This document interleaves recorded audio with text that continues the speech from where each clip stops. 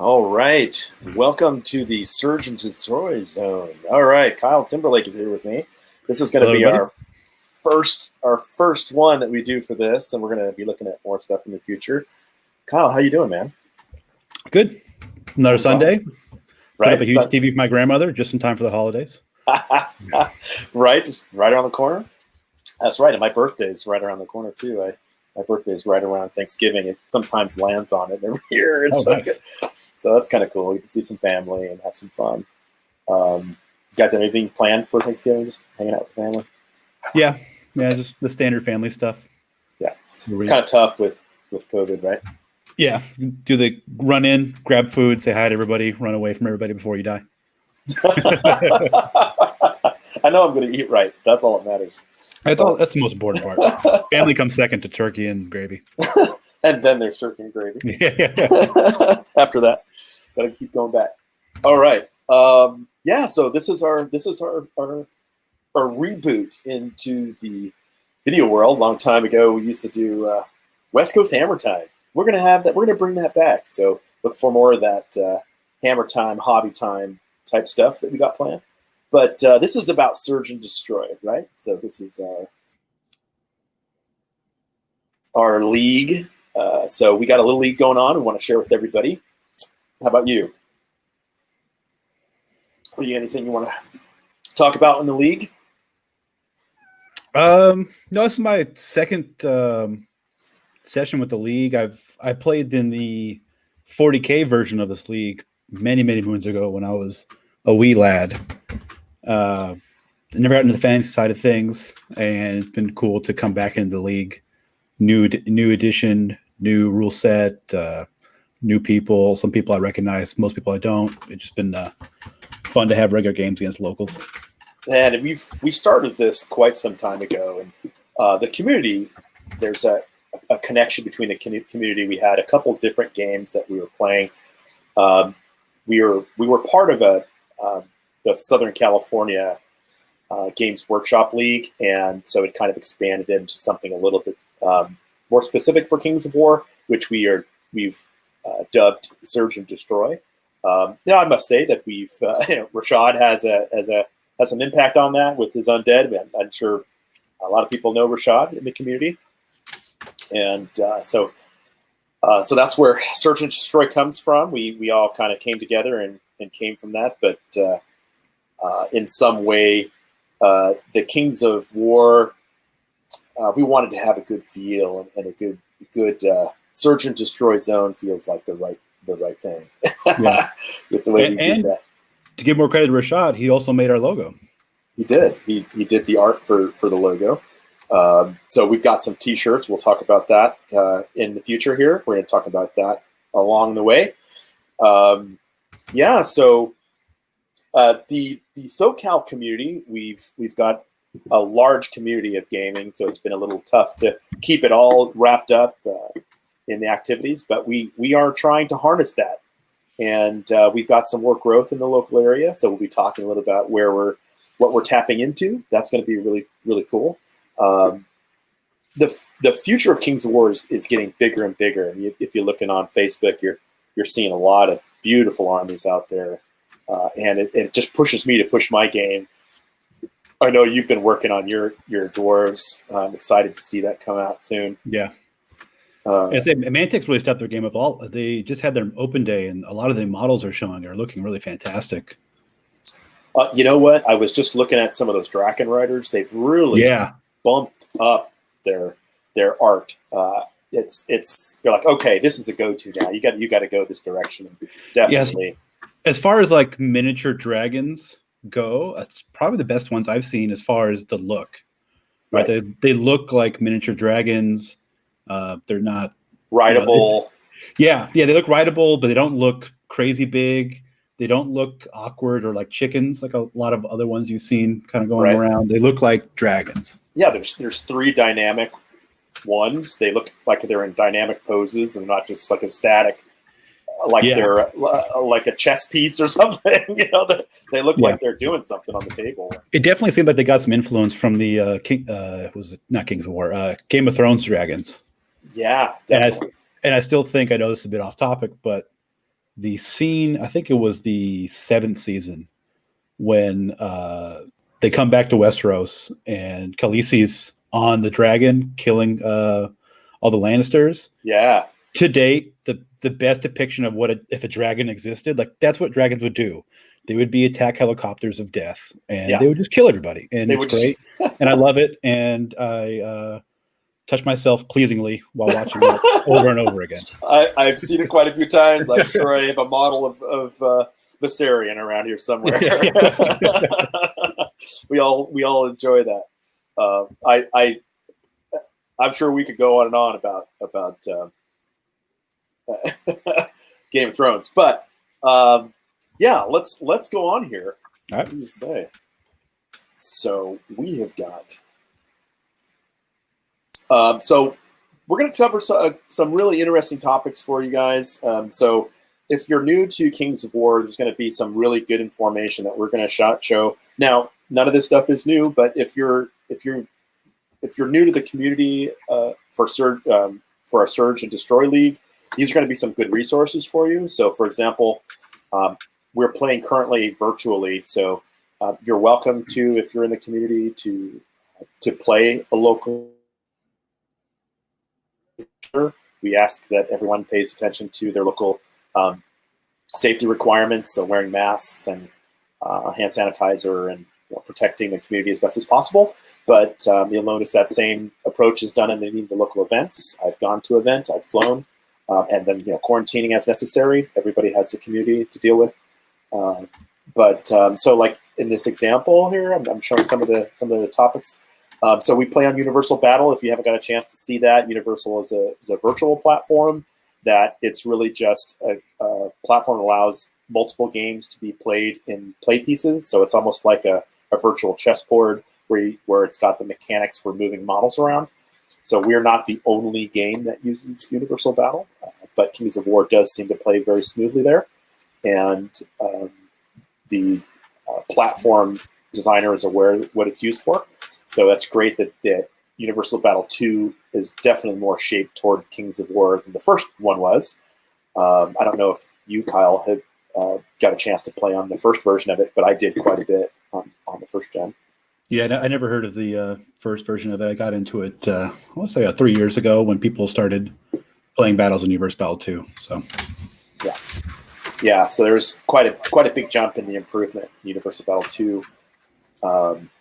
And even recently, they've had some really great updates to it with the way that the lines work from the measurements of inches. So that's been really great. That's helped a lot of gameplay things. Yeah, it really smooths and speeds the game up. So I think that was one of the big topics: is how do we make this game more faster played, so you're not spending hours.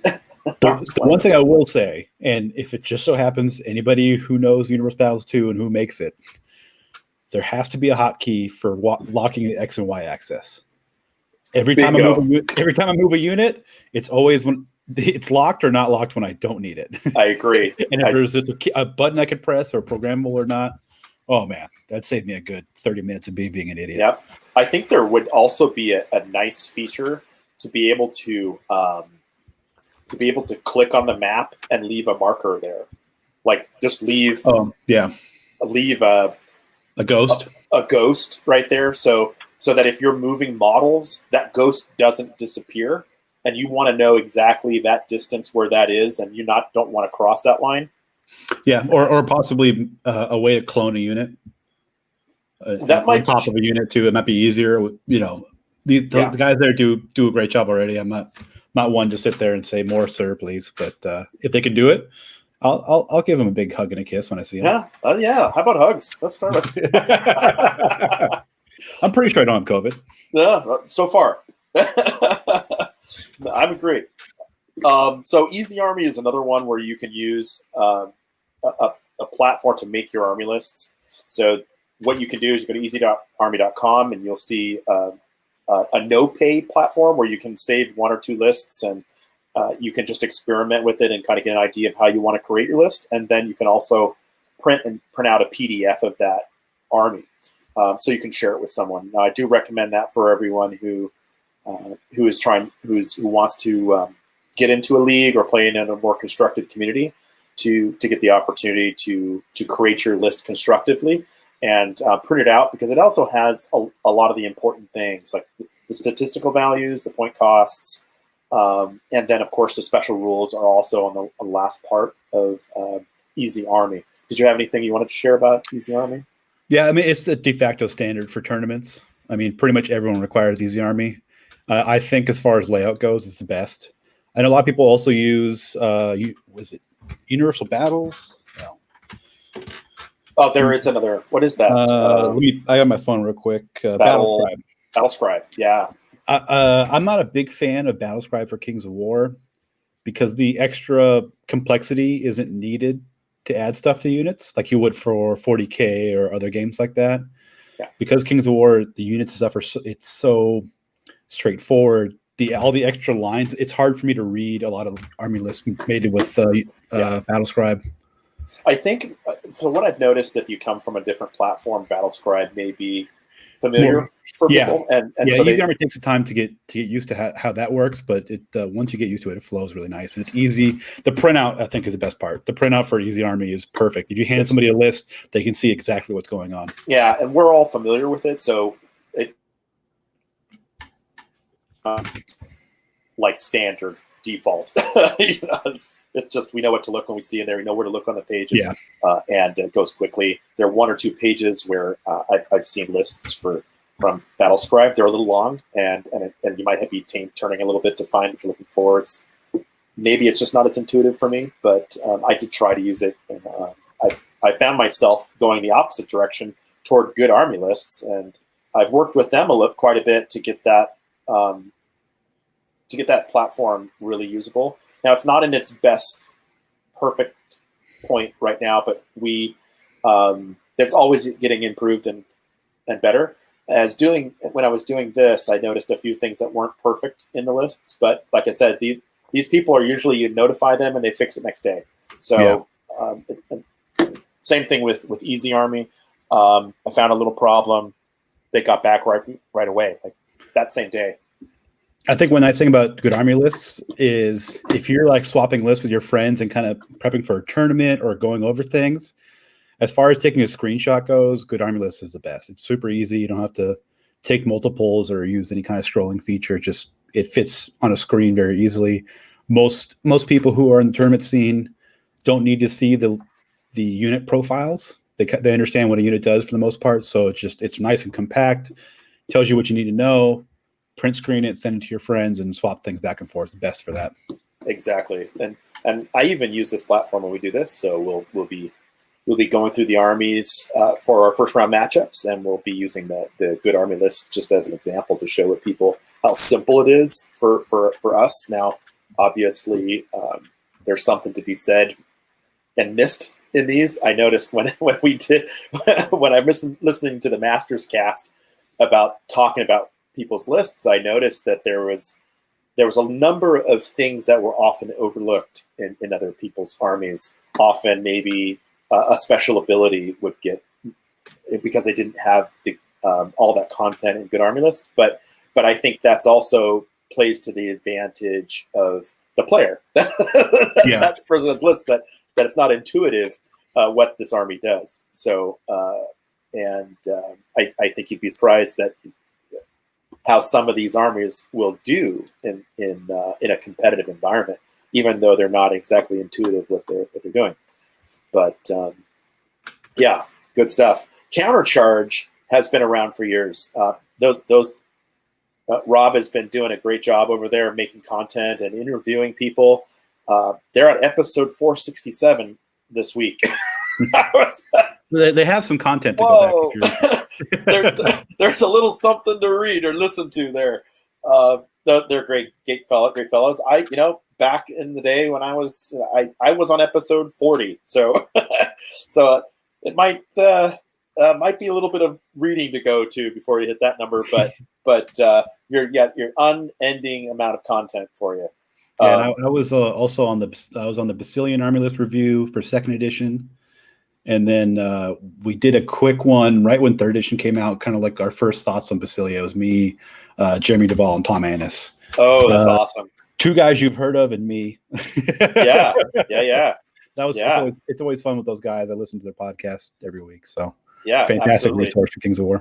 Yeah. So Jeremy's one of the hosts on Countercharge as well. Yeah. Our glorious leader for the Our West glorious Coast. leader, West Coast man. Yes. Awesome.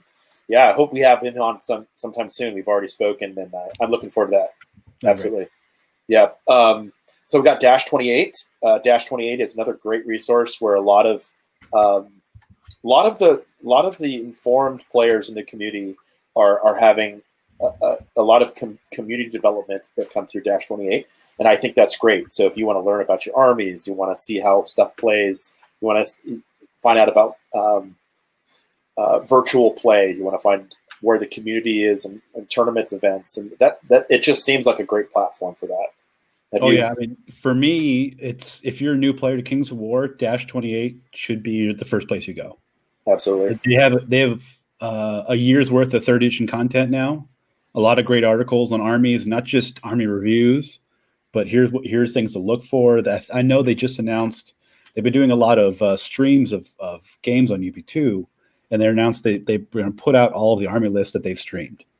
So people looking, okay, what are people in this army playing it at the high level? What do they want to have in this army list? You can see those army lists. And with Kings of War, it's always nice. Every army list has 3, 4, 5 different viable builds a lot of times. So sometimes it's hard to get an idea of where to start, and those are a great place to start.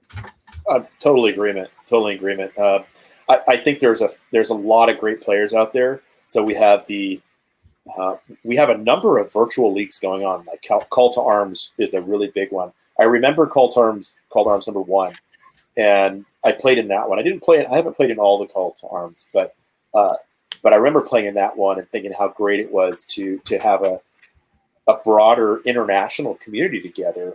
And I feel like Dash 28 capsulizes the whole bigger community into a resource. And so they've got a YouTube channel, Dash 28. So that's where they do some of the video content. So you should go there and check them out for sure. So a number of people don't necessarily want to necessarily use their phones to talk to people when they're playing the virtual games. So we have a couple of options here. One of them is the Discord channel. Some people like using Zoom or these other types of platforms that are paid services. I've even used the Facebook platform to do like video calls. But I think we have a lot of the community on the whole for larger constructed events. They're using the Discord channel, and then they'll have a channel for their event.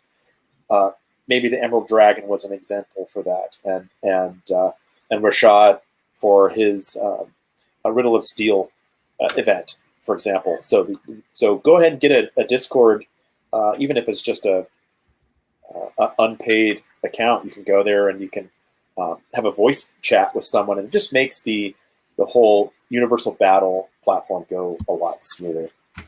Yeah, I'm sure everyone's played at least one game if they played enough UB2 battles of just text typing, and it definitely slows down the game. One thing I'll say real quick, Bullet, we forgot to mention was the Fanatics page on Facebook. Oh, absolutely. Yeah. That's the go-to place. If you want to know what's going on in Kings of War, the Fanatics group, Kings of War Fanatics.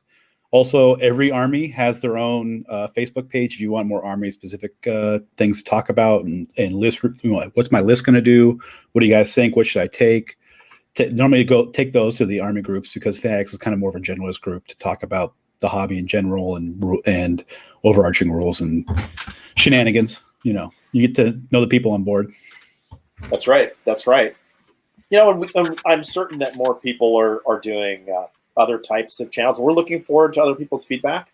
And if you want me to, talk about what you have, I'd be happy to. And if you want to share it with me, I know that there's forums out there and other podcasts. We're looking forward to do a podcast on our own here pretty soon. So we'll have some audio content for other people.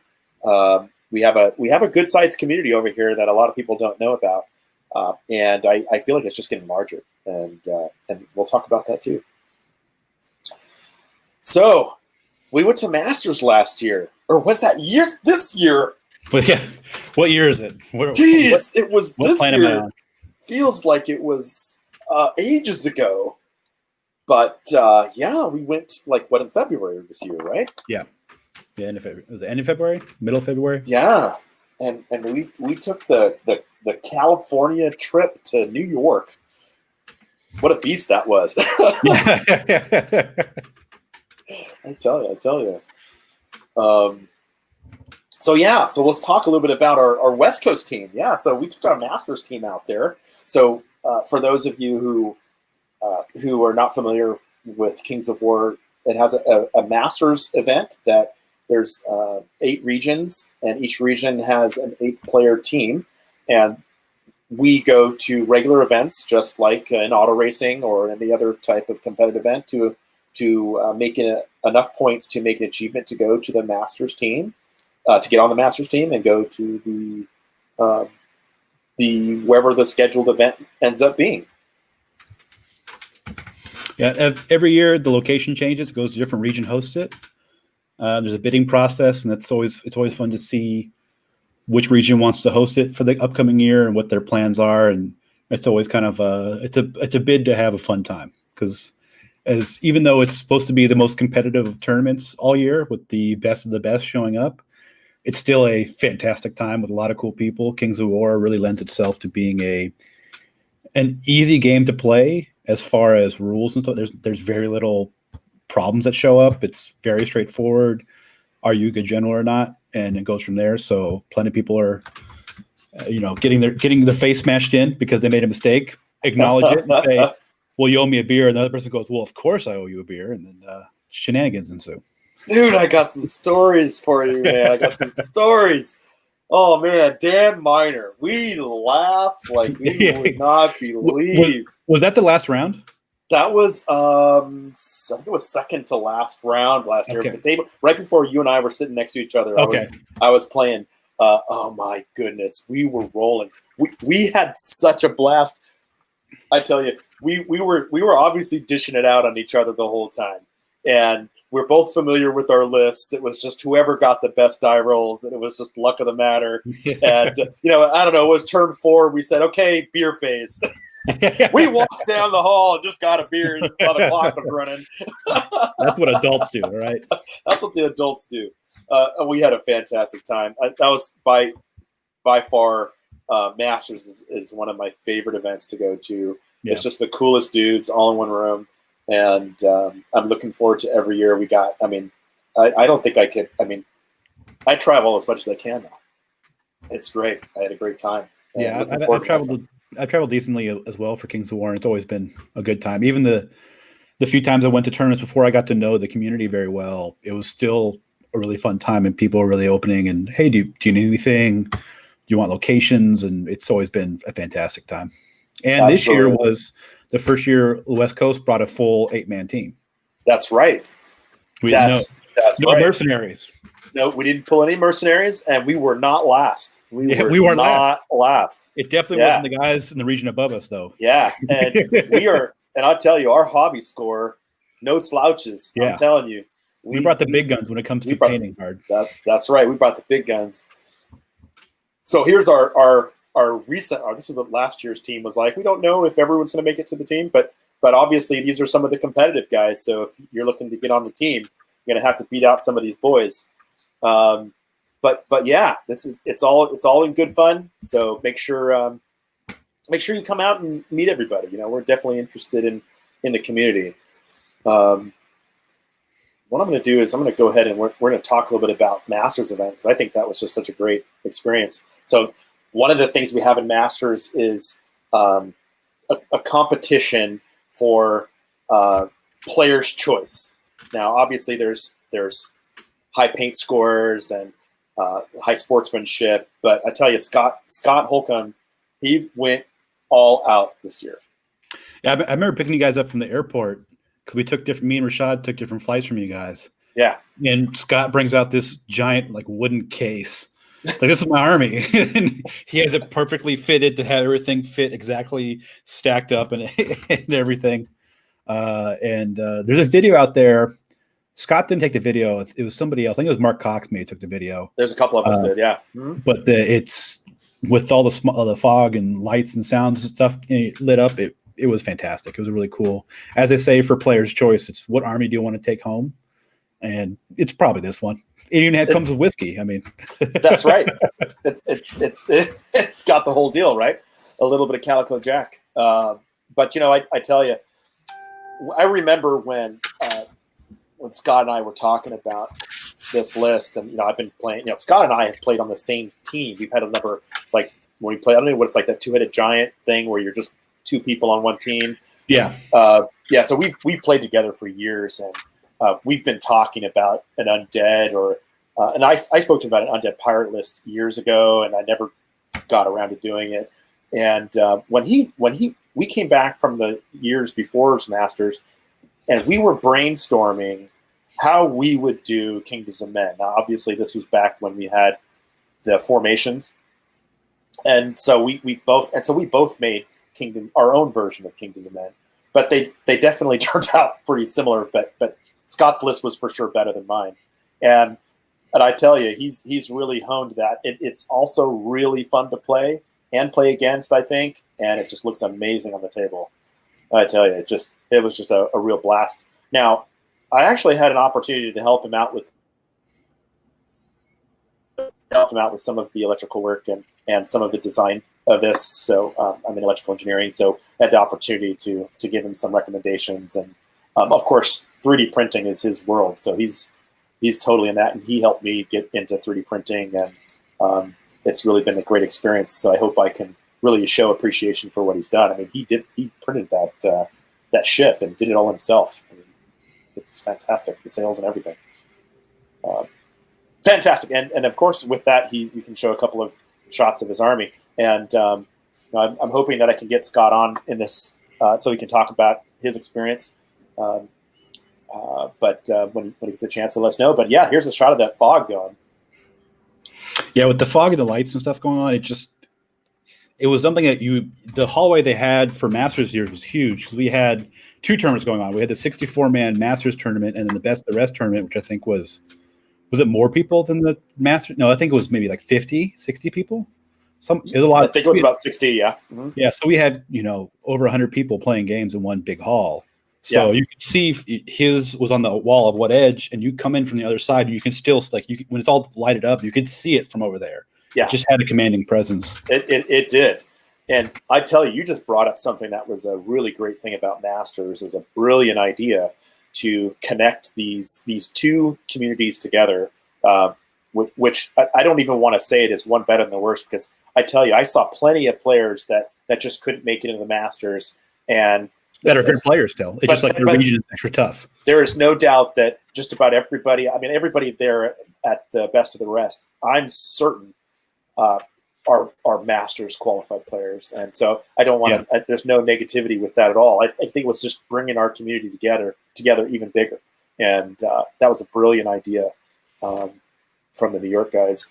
Yeah, I think it's going to be a mandatory thing from now on for bids is, are you going to have a Best of the Rest tournament? Because that is a lot of fun for a lot of people. It just brought the community even more together. Yeah, I mean, you just get the whole community out, right? You get your Masters players, whoever they may be, and then you get all of your buddies. To root each other on. So you just go back to tables and hey, how are you doing? And you just brainstorm. I got this one, and it's great.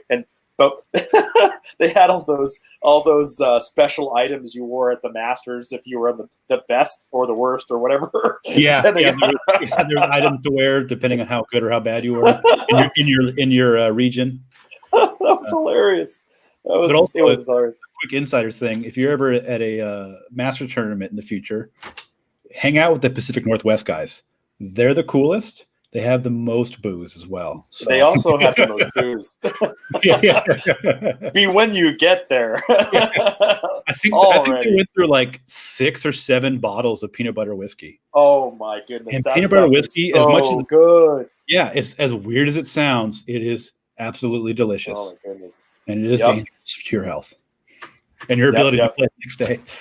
Yeah, it's hard to get up for that first round in the morning. So much peanut butter. But man, I love that stuff. Oh, hooked on it. Yes, we got some great stuff going here.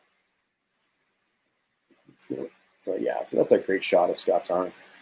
So taking home the big dog on that one. Jeez, Scott did a great job on that. That was his boomstick award for winning Player's Choice. That is the crowning achievement right there. That was the boomstick. Yeah, good job, Scott. All right. So let's real quick before we go to Clash of Kings. Sure. One cool thing I got to do at Masters was me and Brinton, who also in our region, he runs he's one of the tournament guys up here. He's also a big contributor on Dash 28. You've seen Britton's posts all the time. He does a lot of the stats and things too. We went down to the Frank Frazetta Museum in Pennsylvania. That was like 3-4 hours away. Yeah. And if you're a big fan of fantasy art, Frank Frazetta's the guy. It's on the farm. And he did all those paintings, and it's run by his family, his daughter and son-in-law. Mm-hmm. Were running it, and it was awesome time. So Masters is always a good opportunity to go to a different part of the country you normally wouldn't, and go see things you normally wouldn't. So it's not just a get drunk, play Kings of War event. It's also a really cool vacation. A lot of people brought their wives and girlfriends and husbands and people along. A lot of couples playing in the tournament together. It's a great time to have in general. I know Anthony Rogers and his wife. They're both. They make the vacation. They get there 3 or 4 days before. They do a lot of cool tourist stuff, play in the tournament on the weekend, maybe stay a little longer, go somewhere else, and they make a whole week out of it. That's the way to do it. That is exactly it. Yeah. Yep. All right. So we do want to talk about Masters on a different show. So we're going to go ahead and move on, but I think we are going to be looking forward to the future Masters being even bigger. And I hope that we can, in the West Coast, we get an opportunity to throw our own bid in for Masters, because we got some great ideas. We definitely have a platform for it down here.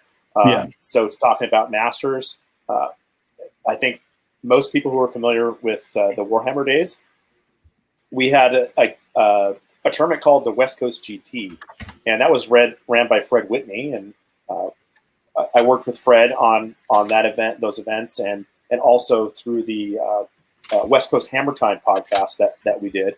And so what's great about that is that we have all that stuff still.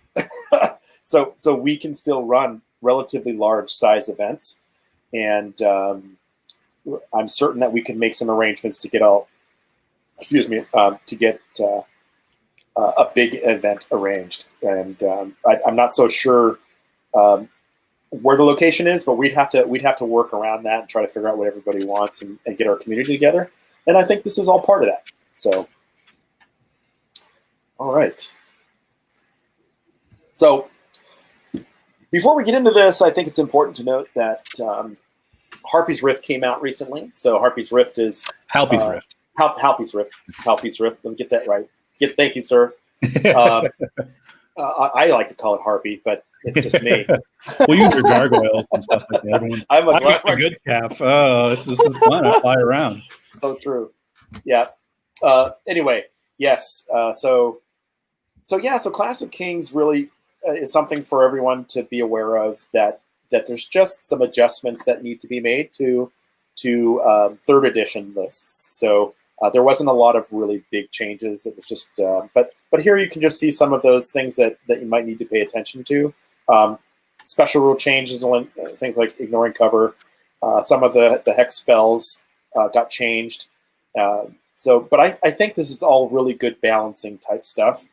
But if you look at any of the content providers out there, you're going to notice some of this information is out there as well. But this is just good information for everyone. So we just wanted to make sure we touched on that. If you want to keep informed, we are paying attention to these kinds of things, and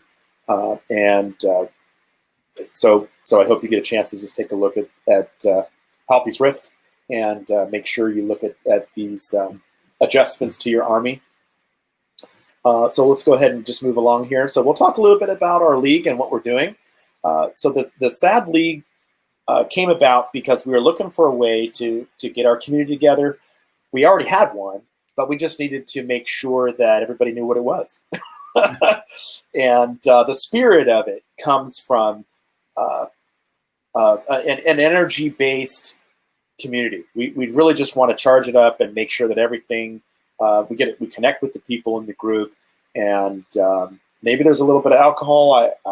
That might have come up once or twice. But yeah, but the sadly, we wanted to have something that really was flexible for everybody's game time. So it started off with us playing at Scott's house. He's a very he's a good provider when it comes to that. So he's got a really good core foundation for a local gaming place. So we've been playing in his home for a while. He's currently getting some work done to his house. So it's going to be expanding the game hall that he has in his house. And so we should have plenty of tables for more league rounds. So we have a regular league, a monthly, typically without the COVID stuff, we have a monthly game day that we have. So we can hook you up with that information if you're interested, and help get involved in the community, play some players, find out who plays Kings of War. We do have other games that we play, so I think you're definitely interested in the new naval combat game, right? Yeah. Armada seems to have got a lot of people in our league are really excited about that. We have a lot of people who are old-time fantasy players who played Man of War back in the day. I never did, but I played Dystopian Wars when that came out. And I always liked that kind of aspect of thinking ahead, more lumbering type of movement where it rewards you 2-3 turns down the line. I've always wanted an opportunity to make Age of Sail, tall ships. And this was a good excuse to do that too, because they mentioned that Kingdoms of Men is going to be using the Black Sails rules, because a lot of these rules are copied from Warlord Games' Black Sails game. Right. Or is it Black Sails? I might be wrong on it. Black something. Black something. Is it Black Sails? I'm not quite sure, but I know what you're talking about. So Black Seas, yeah. My history comes from Man of War, so I've gone to a couple of conventions over the years. I've also been an event organizer, ran a few events, but Man of War was a really interesting game for me back then. I really was inspired from naval combat games from that. But yeah, we're looking forward to having a naval combat league as well. So that's coming down the pipe as soon as we have enough people with flotillas. Yeah, we'll definitely be throwing down a league out for everyone. Hopefully, we can get a platform to play virtually if that's necessary. I don't think that UB has the platform for that yet, because you need to turn from the end of the ship, or the what is the end of the ship called? I don't know. The stern. Okay. I lived on a ship for 2 years. I should know these things. The stern. The front is the bow. The rear is the stern. You got port and starboard. Okay, got it. The stern. Okay. So the stern of the ship, you'd have to turn from there. So that's something that UB doesn't quite have a platform but maybe they could add that in one of their tool sets, right? So they've got the wheeling tool and the turn in the center, so maybe they can have a turn on the rear corner or something like that, or right or left or whatever. I don't know quite. It might also be a good thing. Or there's also a mod for Tabletop Simulator. If anybody has Tabletop Simulator, it's one of the best. If you have Steam and you have a computer, one of the best things out there. If you like tabletop games, it has every tabletop game you can imagine for $20. And there is a Kings of War mod on there where you can play Kings of War. It's not as clean as Universal Battles 2 is, because it's physics based and people fall off hills and things like that. If anything, it's more realistic, because that's what happens in real life, right? But yeah, if you're looking for something a little more 3D and a little more exciting visually, but don't care too much about the millimeters and 0.1 angles, that's a good place to go. And I'm sure it'd be easy to put a mod on there for Armada. Mm-hmm. So because we want to have a couple of seasons, we decided on what size the rounds, amount of rounds we're going to have, and how much time we're going to have in order for people to fulfill that round. So you get paired up and all of your matches get paired up for you. So you know what your schedule is going to be. And then you just generally have about 4 months of time in order to complete all of those games. But the structure is about a game every week, every 2 weeks. So you don't have to play that. I mean, you could play all of your 8 rounds as soon as you can. But you have 4 months to do that. So it's the most flexible, we think. But I mean, how do you feel about it?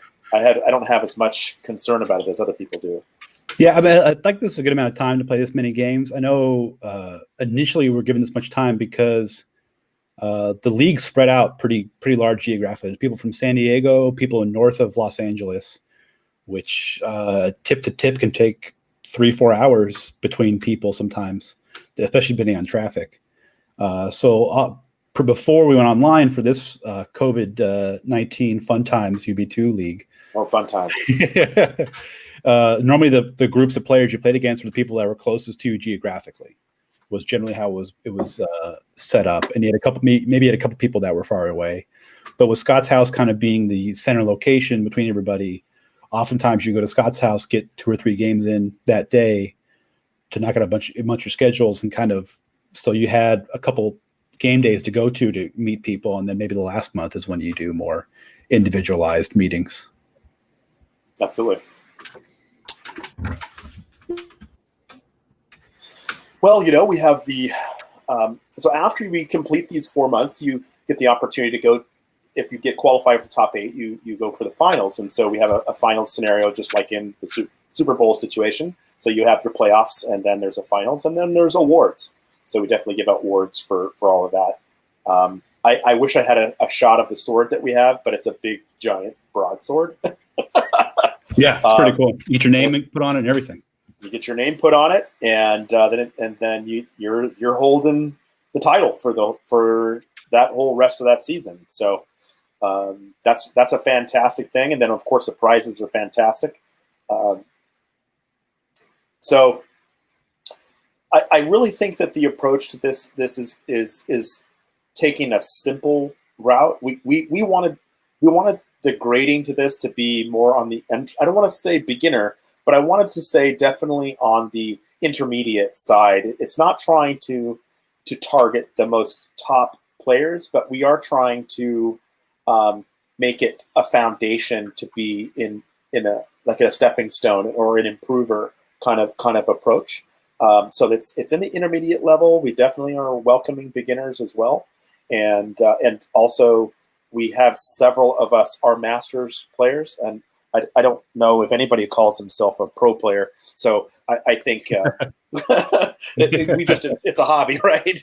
I play professionally at all my winnings of the 2 models I got from the place in the top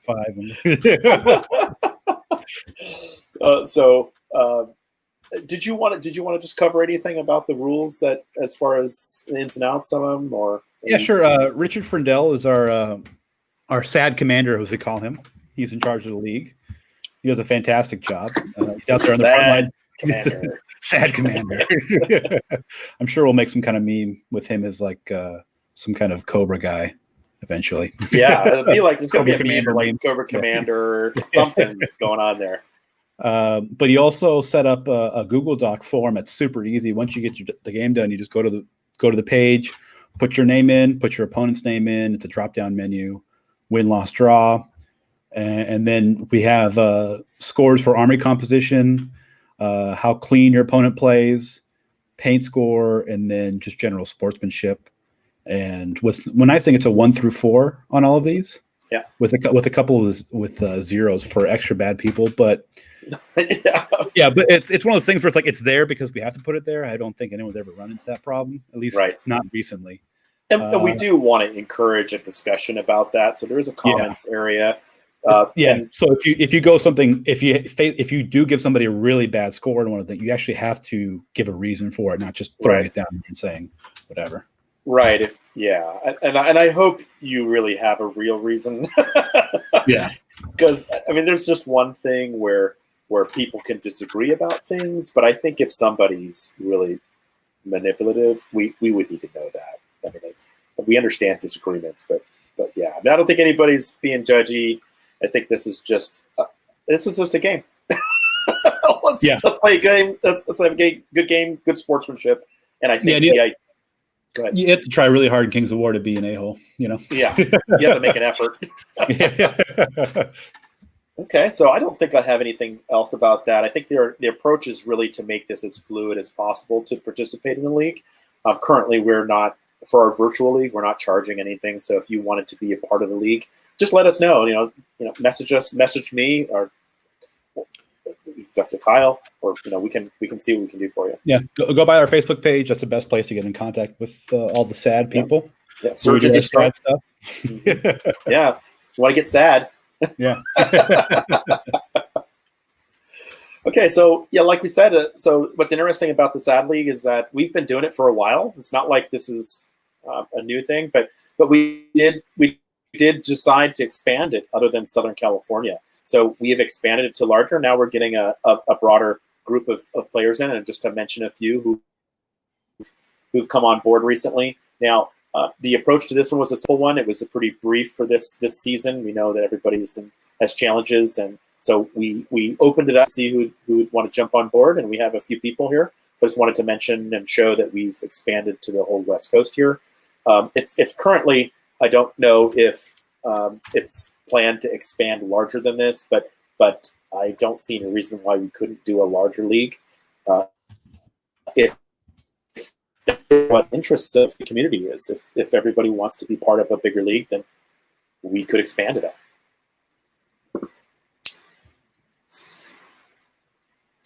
This is what it looks like when we have our round matches up, and this is our community of players. So I've taken the green section here, and it's basically a table that Richard has kindly created for us. Then he's the commander, so he establishes this content for us. And so I just put it into one place for everyone to see for you guys, so you can see what round 1, 2, 3, all the way up to 8 would look like. So you would get your matchups and like this. And so, for example, Kyle's 4th round is against Phillip. And but at any time, Kyle and Phillip can contact each other and play in any order you wish. So if you haven't, for example, Kyle, if you haven't had a chance to speak to Kraig yet, you could play your 4th round before playing Kraig. One of the good things about this, and I'm sure you have some content for this, is that your list is not structured to having that same list. You just need to stick to one army. So that kind of makes it more flexible and gives the growth of the game there. So a newer player could say, oh, you know what, I picked all these units and I really kind of want to use something else now. Yeah, well, actually, that came up. Phillip is a good buddy of mine, and I got him into Kings of War near the end of last year, and he just discovered, he knew about Dungeons and Dragons, but he started playing Dungeons and Dragons with the group I was with, and got hooked instantly. It's like, where's this nerd stuff been all my life? You know, like you can see him light up, and he's like, I told him about Kings of War. He's like, oh, really? I can do this. So we played a couple in-person games. I brought him to a league meetup at Scott's house one time, and then COVID hit, so it's kind of been on the back burner. But I was able to get him, I showed him UB2. We played a couple games, get him more familiar with Kings of War, and he's now in the league. And we're using this as a way for him to get his undead list, what he wants in it. Isn't that fantastic? Yeah. We just played a game. I played a game against him for our league match to kind of help him, as his first league match, get things going on. And afterwards, talked about changes to his list. And on UB2, it's super easy to swap units out. So hopefully by the end of his 8 matches, he'll have a firm idea of what he wants to make, so he doesn't have to waste money buying units he doesn't need. Exactly. Yeah, and I've done the same thing as myself, and I've got several armies all around here. Yeah, you have a couple armies. It's a little out of control. Mike, he's able to make, create, print, paint, and base armies faster than I can make a unit. So I do have a kind of a factory level production that's going on. I must admit, I probably have 4 armies in development as we speak. Yeah, but that's for another day. We'll have a Halpi time for the. Yeah. Yeah. So what's great about? Oops, I wanted to go this way.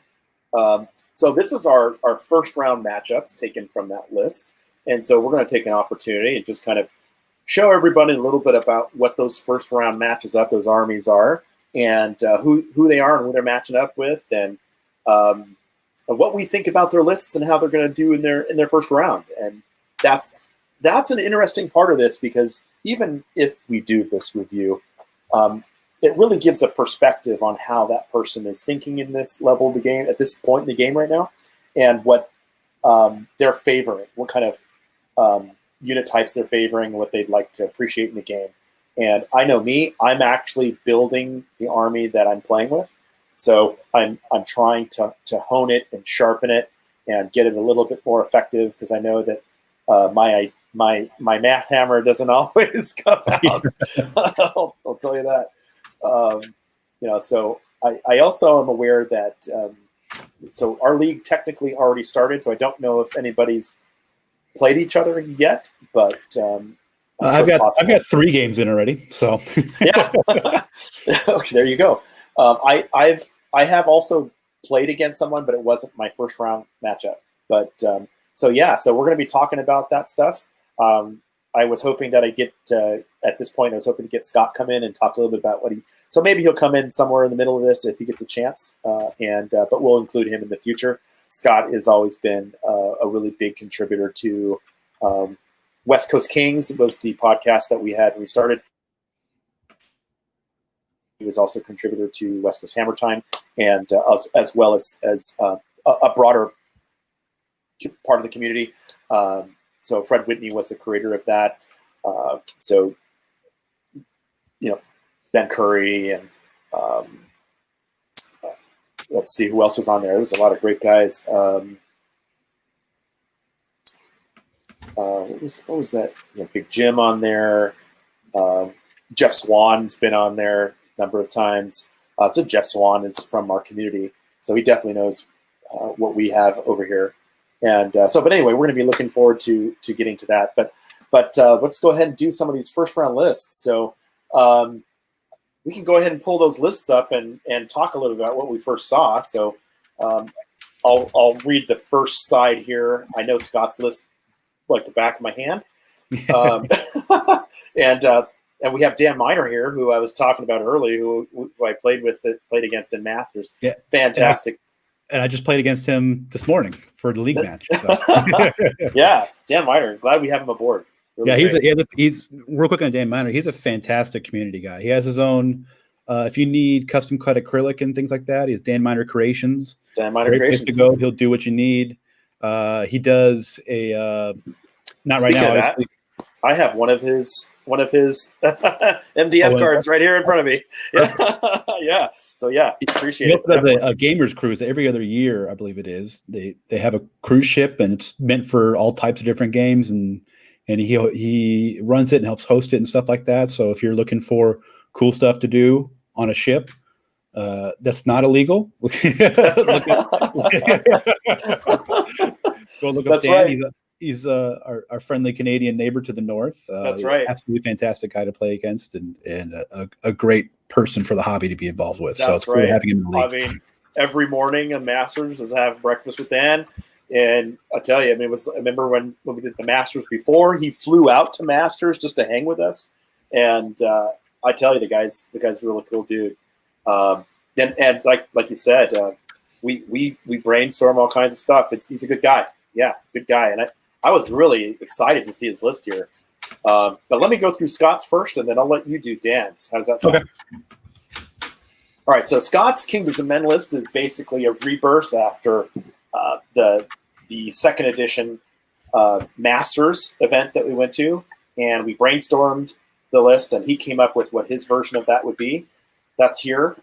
So he played this list almost identically in Masters, and I think he might have changed a unit or something.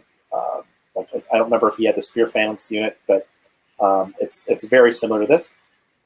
So let's go on here. He's got a Kingdoms of Men, 2,300 points, and so this is straight out of good army lists. So typed it in, and you can just easily click on things, and it just puts the army in there. and in 5 minutes you can have your army presentable to somebody. And so the unit strength is something that I had added in there, and I think that was an important part to presenting army lists. I still have a few things I recommend that they put on here, but that's a different topic. But the Fanatics Horde with Brew of Haste, he's got 3 knight regiments. One of them has Pathfinder, the other one has the Striding Boots, and the other one has Brewer Strength. He's got 2 Fanatic regiments, no items. He's got the Spear Phalanx with pikes and with Indomitable Will. A Giant, 3 heroes on Pegasus. All of them have Indomitable Will. He's got 2 Wizards, both with Pegasus.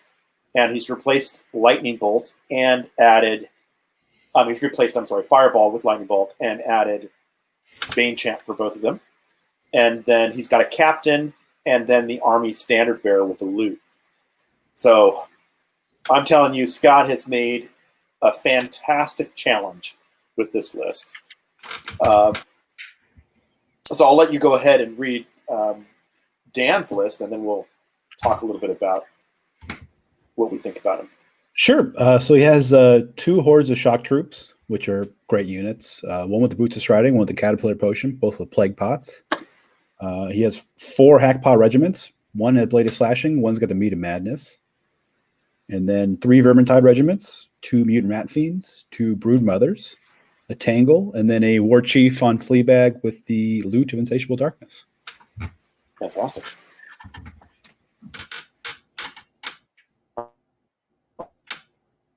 So I'll go ahead and talk a little bit about Scott's list then. We'll go on that first. And then you can give me what you thought about Dan's list since you have since you played against him. So Scott's list. Scott is an Alpha Strike kind of player, and he really does like power. And the key rule that I think that Scott's been utilizing throughout his Kings of War experience is if you attack something, destroy it. And this army does it. So he's got enough tools to plan, and that's what makes it interesting. The captain is a core part of this because he gets to relocate a die 3 units before the game starts. So once he's setting up his whole army, he's got 15 drops. He's got a pretty good idea of where you are going to be, and then he can roll and move it a little differently. And then it's all about control. So he's got a significant amount of control pieces there, which are the heroes with the Pegasus, and then he's got like the Fanatics that just don't necessarily die when you attack them. And then he's got the Spear Phalanx, which adds another anti-flanking tool. With the captain, it's almost like a vampire, right? He's almost as good as a vampire because he is no slouch. I mean, he has a couple of heads of dragons on his belt. I'm sure of that. He's a great all-around character. His rally is very inspiring. He punches hard in combat. He kind of just is a gap filler. Absolutely. So I think over the years, I remember thinking to myself, Kings of Men just didn't have the tools to be competitive. But Scott really shows that they are.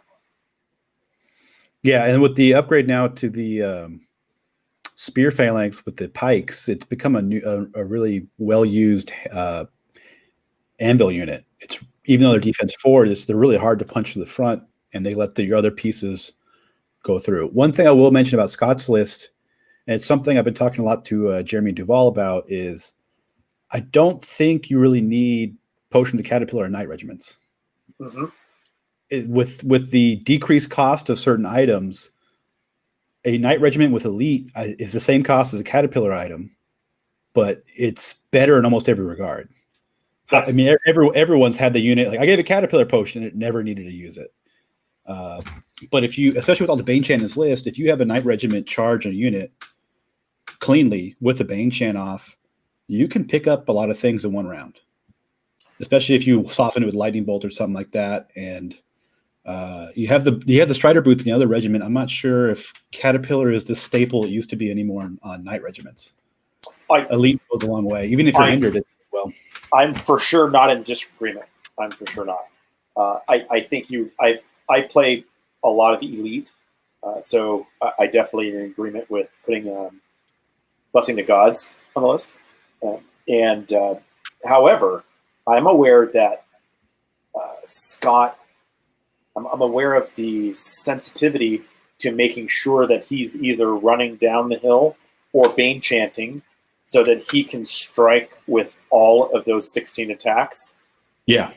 Possibly doing 10 wounds to the target. It's almost like a goal. So if that cav unit is in the woods, he's going to limit that amount of actual damage just in general terms. And so he's hoping to get Thunderous Charge in there with 2, make sure he's got a Bane chanted, so it's basically in effect CS3. And if he's running down a hill, he's got CS4. So he's doing 10 wounds to a defense, maybe 10 wounds to a defense 6 target. So he's thought about this a great deal. And, for sure. It's something I used to think all the time. The Caterpillar Potion, why would you not? But looking at the numbers, Elite helps that even more. I think on the board, Elite helps you more often than Caterpillar Potion does. I agree. And it really depends on your army. It's everyone's different. It helps all the time. Yeah. Elite's always going to be useful. Yeah, I mean, a complete agreement with that. So so that's a good point you made. I think you're seeing also more Elite being used these days in modern times. I'm seeing more Elite in the lists that I'm seeing online. So I'm playing in the Call to Arms where there's 120 of us in the league. It's really interesting to see how much I'm seeing on the Elite on there.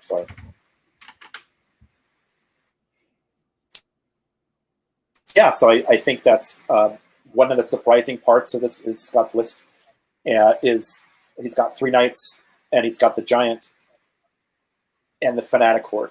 The fanatic horde is speed 6, so it's no slouch. Yeah, with the wild charge D3, so it's surprisingly fast, and those things hit like a dump truck, especially with all the Bane chant off, like 20 with 30 attacks hitting on 3s with crush 1, probably crush 2 most of the time. It's going to do damage. 3 sources of Bane chant. So they can't be wavered. So so he's definitely got the tools to make sure that he's highlighting the right targets at the right time.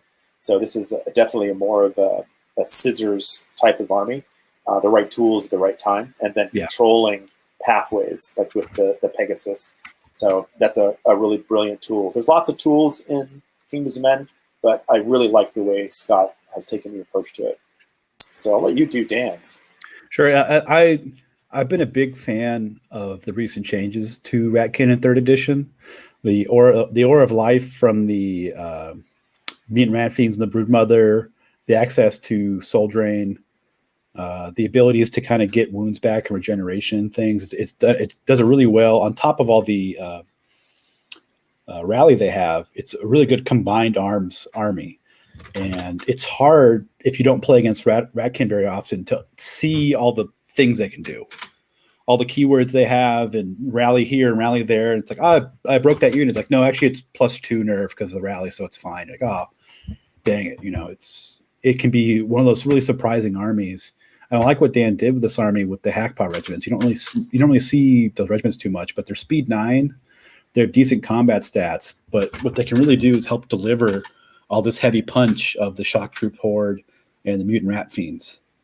Because they're blocking pathways. Yeah, they're so fast and they're nimble, and they can still do damage. They give you a lot of options to do stuff. Mm-hmm. And you want to get some flanks with them, right? And that's the great part, right? Yeah, flanks are just throw them in front and just people have to deal with them. They're so fast that they have enough nerve and enough defense where you have to commit something decent to get rid of them. And by that time, you have Shock Troop Hordes who've shown up and Mutant Rat Fiends, and they're all easily healed. And once the grind happens, they're going to win that grind most of the time. Mm. And with all the regen, with all the healing auras, with the Broodmothers. The Soul Drain from the Broodmothers. Mm-hmm. If you don't get good engagements, they'll run through you. The Mutant Rat Fiends are a great, giant Titan type unit because they're 10 attacks hitting on 3s. Mm-hmm. So you don't get as much of the swinginess as sometimes you get with giants, where it's with 8 plus D6 attacks hitting on 4. Sometimes you do 10 wounds, sometimes you do 2. They're a lot more consistent. So they won't be doing as much damage as a giant, I don't think. but they're so much more survivable. They're defense 4, but they have regen. They have the life aura. They have rally. They're a dash 18. If they can be a real big problem. Yeah, and go ahead. The plague pots are a fantastic item. It's really useful. It's like my shock troops are kind of getting a charge right now. Now they have ensnare and stealthy. So if you're good at using those, it can be a fantastic time to pop those. And all of a sudden, this somewhat fragile, because they're defense 4 shock troop horde, is all of a sudden a huge problem. And people want to pay the points for the phalanx. On top of that, phalanx stacks with ensnare. So most hammer units now are bouncing off shock troop hordes doing nothing, and then they come back and punish people. Right. So looking at this it's got a lot of drops. It's got 15 drops. They have the same unit strength, and so you're going, whoa, yeah, this is starting to be a pretty competitive looking matchup here. Yeah. So looking at this at first start, when I first saw this, I must admit I just kind of breezed over everything, and I didn't really analyze the synergy that this army had. But looking at this, I'm seeing a lot of connections to how this could be played in a devastating way. And the Tangle's fantastic. I really like that unit. It really helps. It really goes to the theme of the army synergize with each other on a really deep level. Mm-hmm. And if you can protect that and keep it around, it can do really mean things to people. And with the rally, everything is so misleading on how exactly how soft it is. You look at it in the listing, okay, I can break this, and you go, oh wait, no, it's +2 nerve down. But I've got +2 right now. Oh, yeah. Okay, wait, I gotta hit that a little harder. Yeah. Some challenges with that, and and Dan likes to play with those movement energetic type units, and I see a lot of that. So that kind of impresses me with his play. I'm wondering if he has a challenge in moving so many units in the game. In the time. No, we played this morning. He knew exactly where he was going from the get-go. Fantastic. I didn't see any of the. Sometimes people get the analysis paralysis on UB2. Yeah. They spend a million hours moving everything in every direction and going, what about this angle? He knew where his army was going and what he wanted to do with it. Yeah, that really is a sign of a person who is really skilled with their armies. And I even struggled. I played with Kraig today, Beav, and he's a really good player, and he moved quite quickly through his list. And me only playing with mine a few times, I struggled a little bit with potential, like measuring potential. And so I find myself in those situations of analysis paralysis, which is a great acronym, a great colloquialism. So what do you think about these two matches and how they're going to do against each other? Yeah, but I think the biggest thing for Dan is Scott loves using his heroes on Pegasus and wizards on Pegasus as a Swiss Army knife. They'll block you up, they'll chaff you up, they'll get objectives. So depending on what this scenario is, he has a lot of options with them. So if Dan's able to put him in the ground early, he doesn't have a lot of long range shooting, but he does have the hack paws, which are almost as fast.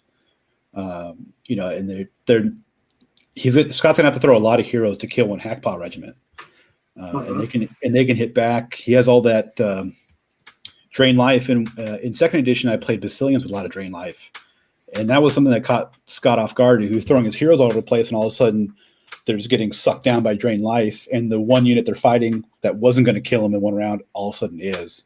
Right. So I know Scott learned his lesson. He'll be more cagey about that, but you can definitely use the threat of drain life to keep them honest with his heroes. Yeah, how is going to? I think the Fanatic Horde is the real scary part of this. And Scott does a good job of protecting it. So it's a matter of, can Dan do a bunch of damage to it before they get a chance to really crush into something. Before it just mows down this, this army. Yeah, because a Fanatic Horde with a clean charge and a Bane Shan against a Shock Troop Horde that doesn't have Plague Pots up. Yeah. It's a good chance of killing it in one round. Yeah, I think it could eat it. Yeah. Yeah. Absolutely. So it might be a battle of can Dan lock down that Fanatic Horde and deal with it as he wants to, instead of being forced to it while it chews through something. So the interesting thing for me looking at this list, and so let's step back for just even a second further. So in first edition and half of second edition, I played Ratkin. and then I parted with the army. Scott absolutely hated Ratkin. Absolutely hated it. I still remember the displeasure of Ratkin. So that may be his undoing right there. Yeah, but he got PTSD from Ratkin. but I mean, I think the Ratkin just are like in the opposite category for Scott's play style. He's got a very direct, very strike it and then control the battlefield approach, and where this is a little bit opposite of that. You take the hit and then control the battlefield and then overwhelm the opponent. And so it's the opposite reverse that Scott doesn't want to run into. So yeah, it might be like the initial skirmish. Whoever wins that initial skirmish of positioning and stuff might be the determining factor for the game. It's probably going to matter who gets the first turn. It's going to matter what the mission is. Or the scenario. Yeah, scenario will be huge. Depending on what scenarios can really change things one side or the other. Yeah, so Scott's army does really well with objective achieving objectives because it's so fast and he's got so much scoring units on there. So he's just the only thing that doesn't score is the captain and the standard bearer. So everything else there is going to turn around and score on you, like the wizards or something. So he's very good at planning his last turn, and he plays very smartly and smooth. So the question is which one is going to come out more powerful? That's one thing. I mean, you look at Dan's list; he has even less points invested in units that can't score. It's only the war chief that can't score. Only the war chief, and that's even more for Scott. So but you know what? It's going to be a really interesting matchup, and so my first guess is that I'm going to lean towards Scott for the victory on this. However, it has something to do with making sure deployment went right and has the right scenario. I mean, it's going to need to be the right one. I tell you, I think he's got the hammers. I think he's got the hammers to do it. He just needs to, because I don't think he has on the shock troops. They don't have phalanx to start, right? No. So they just had the plague pots for the one-time ensnare. Yeah, for the one-time ensnare.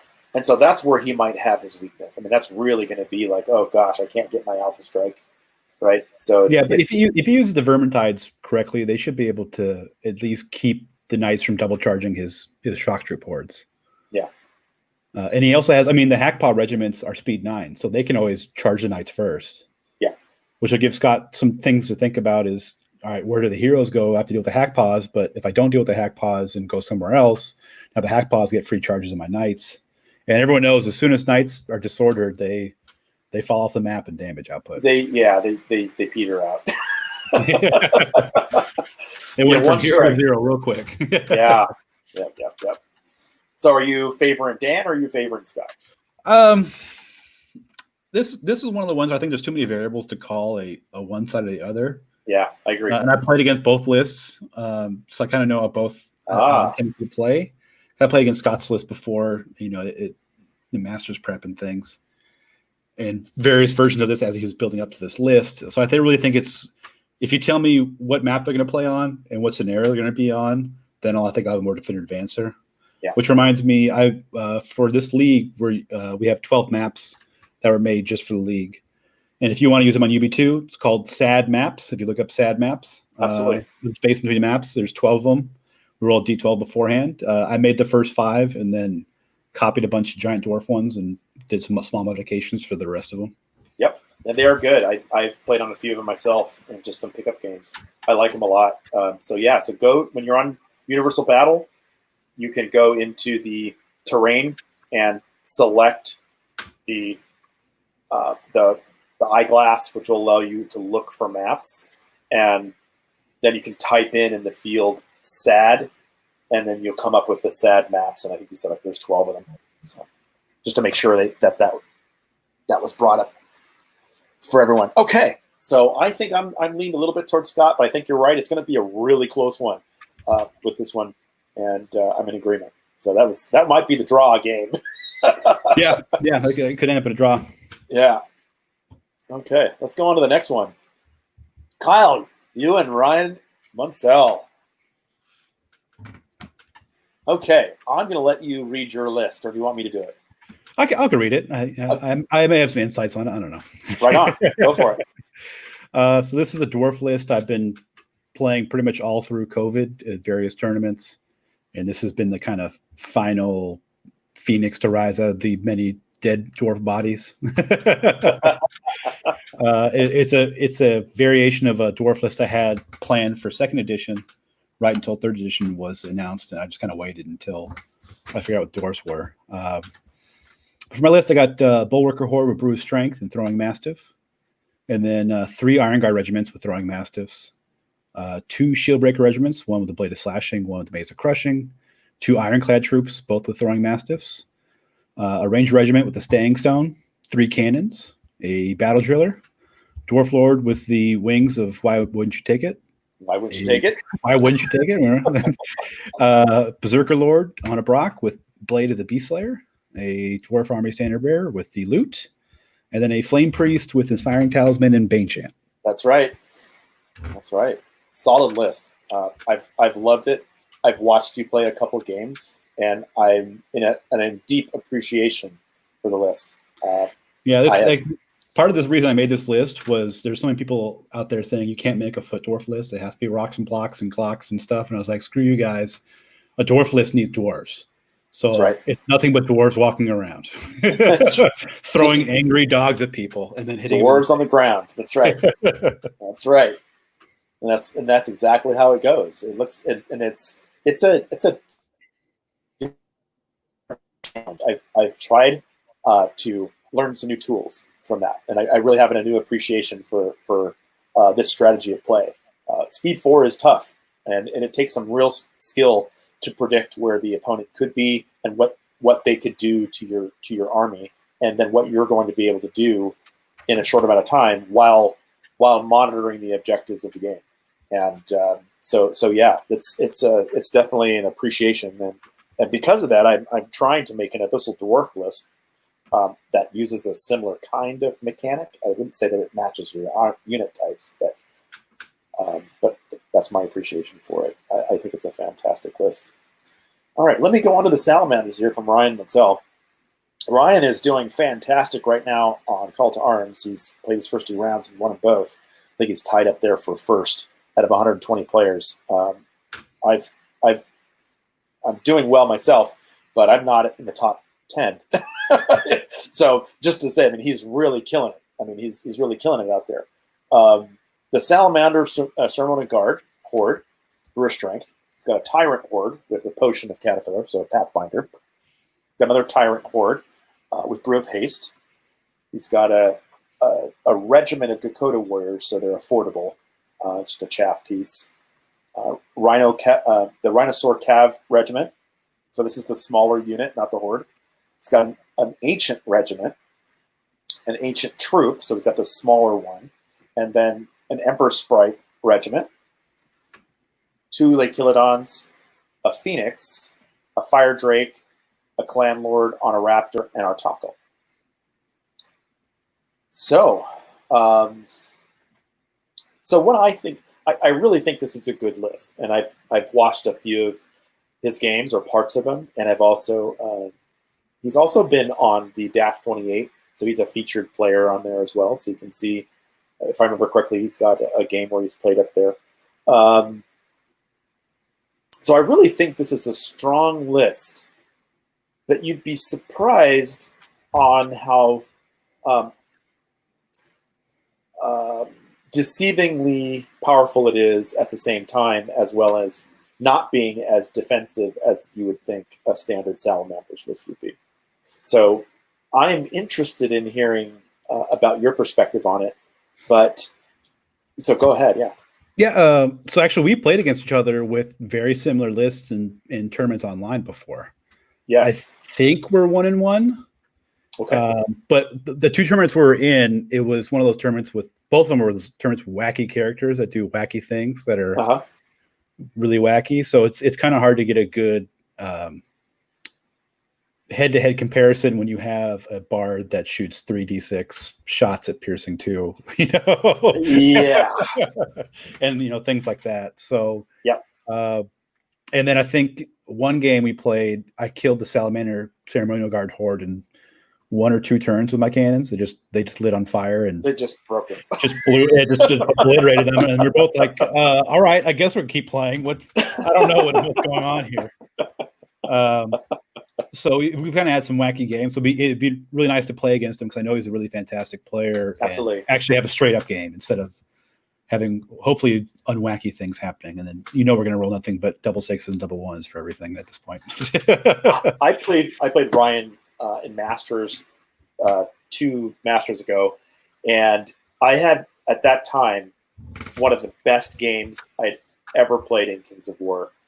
It was just, his army is gorgeous, his play style is creative, and he really takes opportunities and risks in this game. So he's conservative and a risk taker. He's fun to play with, super friendly, good sportsman. He's got the whole package. And so when it comes down to my games against him, the one that I played from Masters, it literally was down on a 4, 5, or 6. One of us was going to win, and it was after the game, I was like, man, this was one of the greatest games I've ever seen.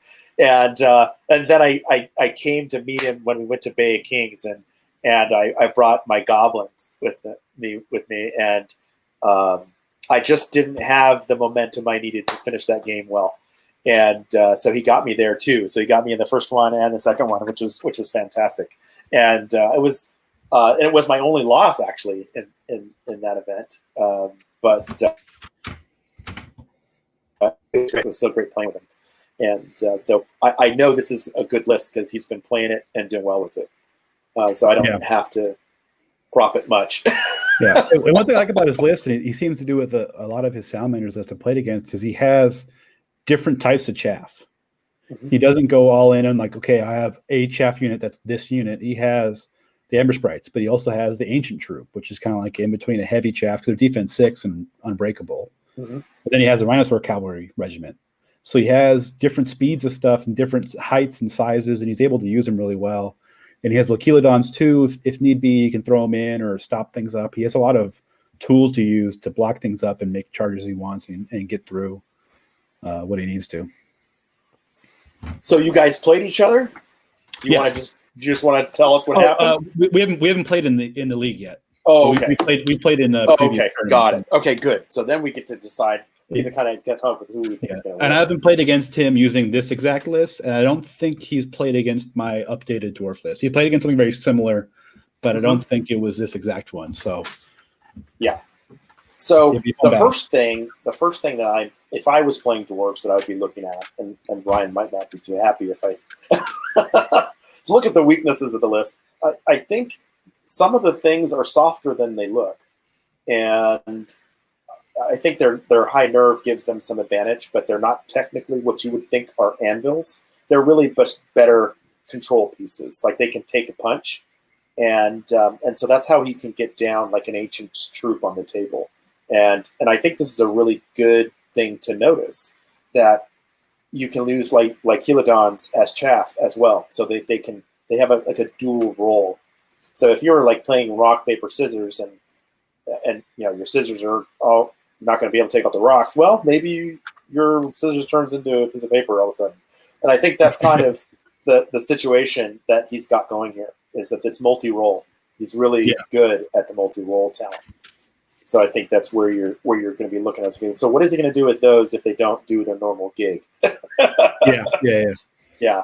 So, but I would look at this, and I look at so I played Salamanders the beginning of third. I played a couple of games with Salamanders, and I ran into problems versus Phalanx lists. So I kind of stopped playing him because I just didn't have a solution, because I wanted to use the Rhino Cav. And this kind of solves it. One thing I've seen Tom Annis post a lot about is with the Phalanx being so ubiquitous now, and it being much more effective than it was in second edition. Yeah, I think he says like his philosophy is you have to have at least have 3 hammers in an army. Mm-hmm. and he now is like at least 2 of those hammers have to be unaffected by phalanx. And if you look at hammers in this list, the Tyrant Horrors are unaffected by phalanx, and the Salamander Ceremonial Guard I would consider a hammer with brute strength. They're crushed to 30 attacks. I mean, they're gonna hit something really hard. They're for sure the MVPs, for sure. Yeah, his 3 definite hammer units all ignore phalanx. Now I only have 1 source of phalanx in this army, so that doesn't matter too much. But still, like my army is based around high defense, and he has all the crushing strength. So he does. So if he gets preferential charges and things like that, or if I make a mistake, he can really punch through it and just chew things up. I think it's interesting that he can combine charge with the Drake and other tools. So that's another thing. And the Clan Lord on the Raptor is no slouch. I mean, yeah, he's a great backline unit to run around, give inspiring, punch people in the face. Yeah. Our Tackles is a great all-around unit too. His shooting attack is pretty dangerous. So I would consider him almost, I mean, he's doing damage all game long. So yeah, he has the value of a hammer. I mean, when you look at it from the standpoint of what a hammer is doing in your game, you're winning games with hammers, right? So in our he's a very important part of his game, so I'm certain that he's an auto take. Our tackle is an auto take. Yeah, with the amount of wounds these guys are doing, if our tackle and the Fire Drake open up on a unit, and the Emperor's Pride Regiment has a flame attack as well. Yeah, if they can get a turn of shooting, and then a hammer comes in, that's a lot of units dead. That's right, and if he doesn't have to take a fight. That's the great thing, is he's got enough tools to shoot you, hold you down, and just burn you if he wanted to. So he can control late game with the Drake and their breath weapon and our tackle, and then even the Emperor Sprites, they shoot a little bit, right? So I mean, he can put out some damage. He has a lot of reactionary shooting. Yeah, so I mean, he's got enough to do it. I would think that he's looking at a lot of his army. The Rhinosaur Cav is not as big as it could be. But he's got a Drake and some shooting to kind of boost it up, so he can do all game damage. So I would think that this is not the biggest hammer monster he could come up with, but this has a lot more control than you'd be surprised. Surprised with. Yeah, absolutely. So I mean, it's going to be tough for you to analyze it because you're talking about your own list. Well, I mean, I'm going to win obviously because I brought more dwarves, and dwarves always win. Okay. And I brought angry dogs to throw at people who don't like dwarves. So I mean, that's how I think of it. Then we've done. I do think you have a little bit more control than he has. You've got more units, so you're going to be able to place them where you want them. Yeah, one thing I noticed is my unit count being 17. I don't think I've been outdropped once, and that was by like a really weird skew. All the scarecrows. Night stalkers list. Mm-hmm. But for the most part, I get to put my important units where I want to, while knowing the rest of the army is already deployed. So it's helped me a lot in a lot of matchups where I get exactly where my important stuff is and have good shots from turn one. Because I know what your list plays like, I'm leaning toward your list, and I'll tell you why. I'm really finding the Mastiffs range for the dwarves a perfect primer for what they're going to do to you once you guys get in combat. So that's the purpose for sure. And it softens up units quite significantly. And so it's a very big, important part of what's going on in the dwarf army to keep the control where you want. So you can control the chaff, you can control hammers, and you can put the pressure on all game long while you're advancing up the table. And I think that's a really important tool you need. So I think there's probably some advantages that you're going to have in some missions, and it's always going to be tough to say, dang, what mission are we playing here? So, I mean, I think something like trying to get to the other side of the table might be a little bit tough for you. I have lost a game before where my dwarves were 1 inch too slow to get to the other side of the table. So The speed 4 at the end of the game can be a really big.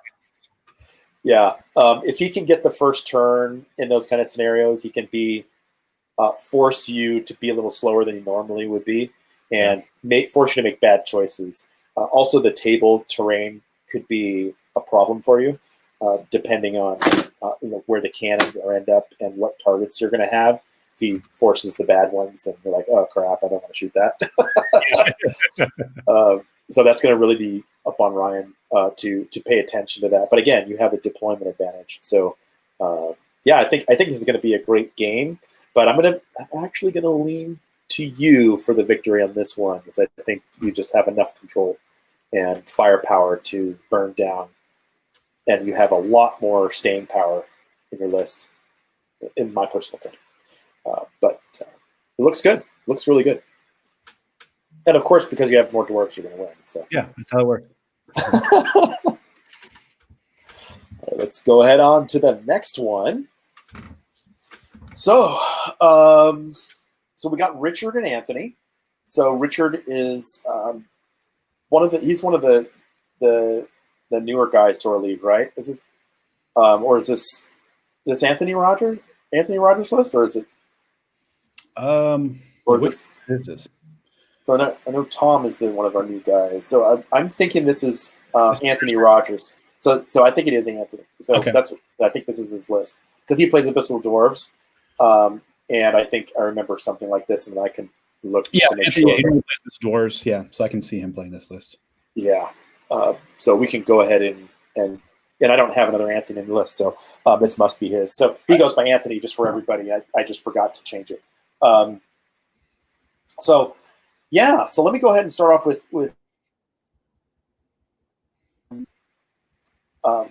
Rogers. I'm going to go with Rogers too for this. So he's got 15 units and a small unit count. So that's a unit strength. That's always a risk in this type of a scenario. But so let's start off with what he's got. Black Souls Horde, Blessing of the Gods. Lesser Obsidian Golem Horde with Pendant of Retribution. Lesser Obsidian Golem Horde with Pipes of Terror. Abyssal Grotesque Horde with Brew of Sharpness. Immortal Guard Troop with Mastiff, and a second one with Mastiff.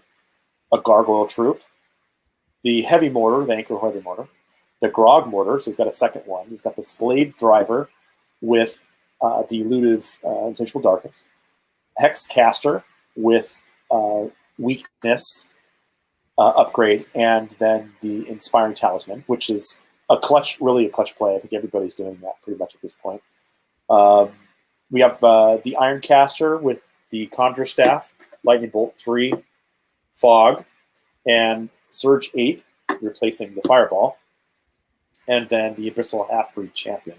And then he's got Kingdoms of Men ally, which is about 12% of his list. He's got a Spear Phalanx Regiment and the Wizard on a Peg, so it's a scoring unit with Bane Chant and Lightning Bolt 3, which is probably the go-to. So I'll let you do Anthony's. Okay.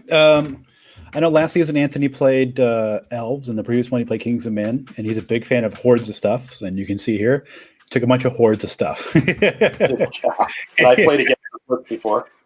Yeah, so it's definitely one of those lists where if you don't deal with the hordes correctly, he's going to bring a lot of bodies. Yeah.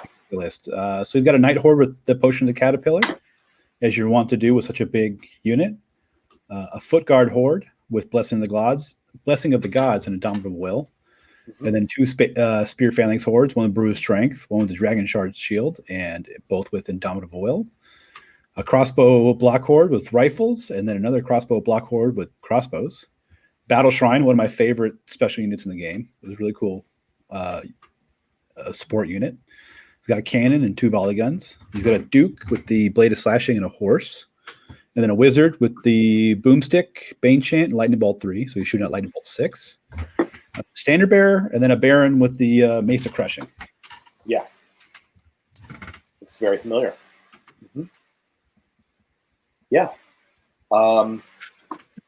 You've played against it too, right? You've played against his list? Yeah, I played against I haven't played against this current iteration of Anthony's list, okay, but I have played against similar versions of different armies, and I've played against Richard's list as well. these different versions of it. I've played against a couple tournaments and things like that and seen him play it. Mm-hmm.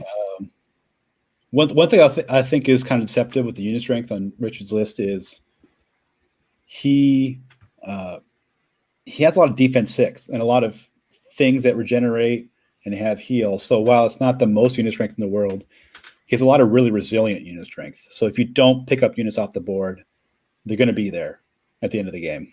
Mm-hmm. I've been kind of on the same perspective with his list. He's got a similar kind of a static approach to the battle.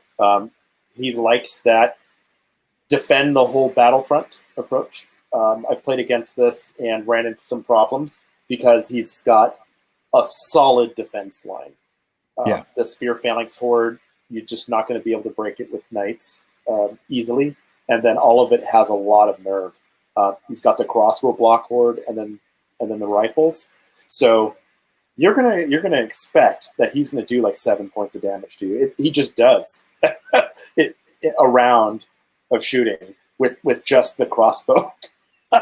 Yeah. So the thing is with so many hordes and so much shooting, though, he can run into problems with the map just not giving him fire lanes. That's the big deal, is that he's going to have to really try to figure out how he's going to prevent his shooting units from being stopped from shooting, and then also maintain those firing lines. So what this lends himself to problems with is getting objectives in some rounds. So he struggles a little bit because he doesn't have the mobility. Yeah.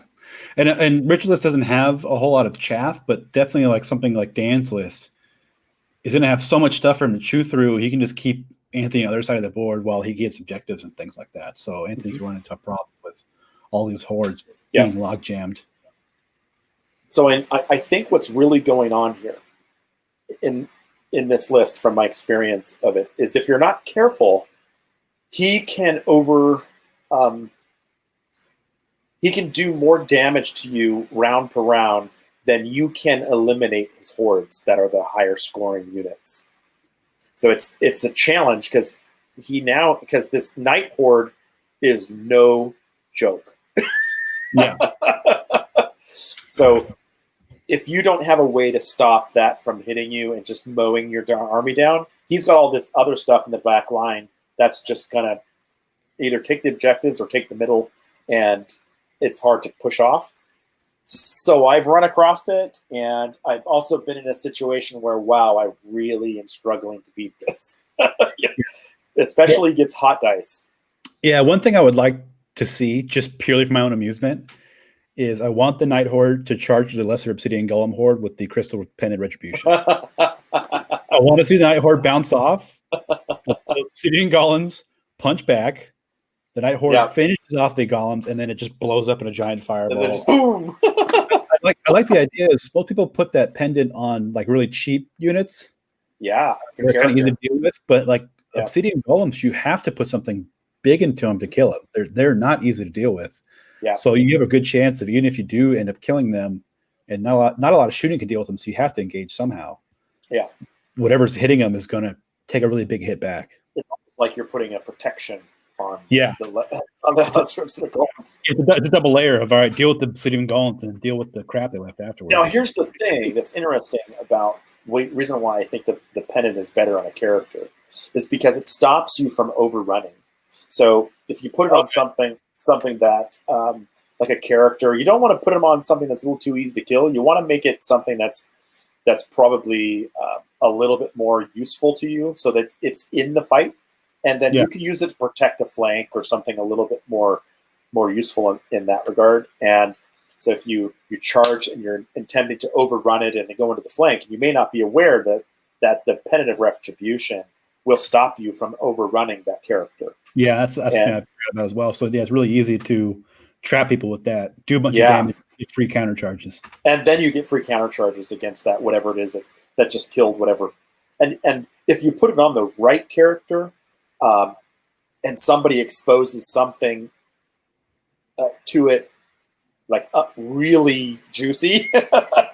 Yeah. So I mean, it's one thing when a chaff goes after your character, but it's another thing when somebody puts a knight regiment into it and then it explodes, and then your knight's just sitting in the open, and you needed that to win the game. So that's kind of like a higher meta type of thinking, type of approach with the pendant. But that's where I would go with it. But I still think it's not bad on that. I mean, you're gonna hesitate before you attack those golems. That's for sure. For sure. But I don't recall Anthony doing a lot of charging. That's not his goal. He's no. He likes to sit back more. Yeah, he's going to try to take the objective and hold it for as long as he can. And those spear phalanx hordes probably don't have a lot of targets, like you were saying. So it's really just going to be standing off and see who grinds through each other first. Yeah, one thing I'll say about Anthony's list, I'm not a big fan of the Dragon Shard shield on the Spear Phalanx Horde. It's going to be so hard to use effectively. And people can no one wants to charge the Spear Phalanx Horde in the front anyways. So if he pops it, then he's not getting any damage out of him. I think with Spear Phalanx Hordes, you either keep him naked, or the Bruise Strength's great just to give him extra offense with Enchant backup. But one thing he could do instead is League of Rortia has a fantastic unit with the Dogs of War. It's a defense 5 Spear Phalanx Horde, and it's like everything you want in a Spear Phalanx Horde. So I have a League of Rortia list I'm building right now, and it's one Spear Phalanx Horde with Bruise Strength and Pikes, and then another is the Dogs of War. They're naked, but they're super tough. Yeah, 5 Phalanx and Pikes is not something to sneeze at. Yeah. Absolutely, I'm in agreement. I haven't built a Rortia army. I mean, I have the models probably to do it, but I haven't got that far. I've got so many projects, but I definitely would explore that route with this. Yeah, for sure. And I wonder if he's tried it. I don't know. How expensive is that unit? I think it's like 300. It's less than 300. Let me look it up real quick. I think it's 270, 280. So Anthony Rogers is on our Masters team. So yeah, but he's moving to Texas. So he is moving to Texas, from what I've heard. So he's going to be competing for a slot on the coveted Masters team in Texas. They is one of the most competitive regions. It's only slightly more competitive than us West Coast guys. It's slightly. True that. Still full of really cool people. I mean, a lot of awesome guys there. I've been playing tournaments in Texas. I flew out there recently. I flew out to do the Samurai Showdown. I tell you, that was almost as amazing as Masters was, and the same quality of paint. Same players from Masters. It was just, and then of course the Texas community. We had so much food and alcohol, and I tell you, it was amazing. And then we've got Texas you can go see.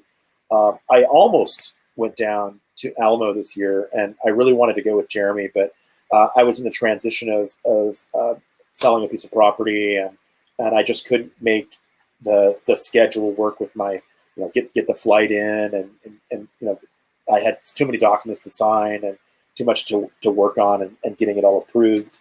The house had already gone through two other people trying to get the property. I didn't want to screw that up this time.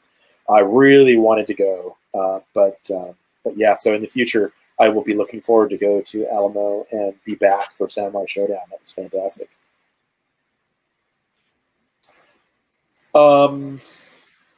Let's go on here. I'm on the side of it really being a close one. I think it's just going to require some attention to detail with Anthony here, on Anthony Rogers. This keeps moving here. Go back here. I really think it's going to be about whether or not the deployment goes the way he wants, and then he strikes appropriately. Now, I don't really know if there's a solid weakness in Anthony's list other than not being able to get the objectives as well as other lists. It's just a really slow, lumbering type of list, and it's all very static. So everything has to, if he's going to shoot you, he has to stand. and he doesn't have a lot of backup, so he's just relying on the power of a single unit to do its job. So like the Night Horde, for example. So if he doesn't kill you because of the terrain or something like that being a problem, like with walls or something, that could be a real problem for Anthony. Yes, I think Anthony Rogers has a better grasp of the game. He's been to big tournaments. He's played against a lot of good players. Yeah. Anthony with his League Royalty list, he hasn't. I don't think he's been outside the region to play much Kings of War.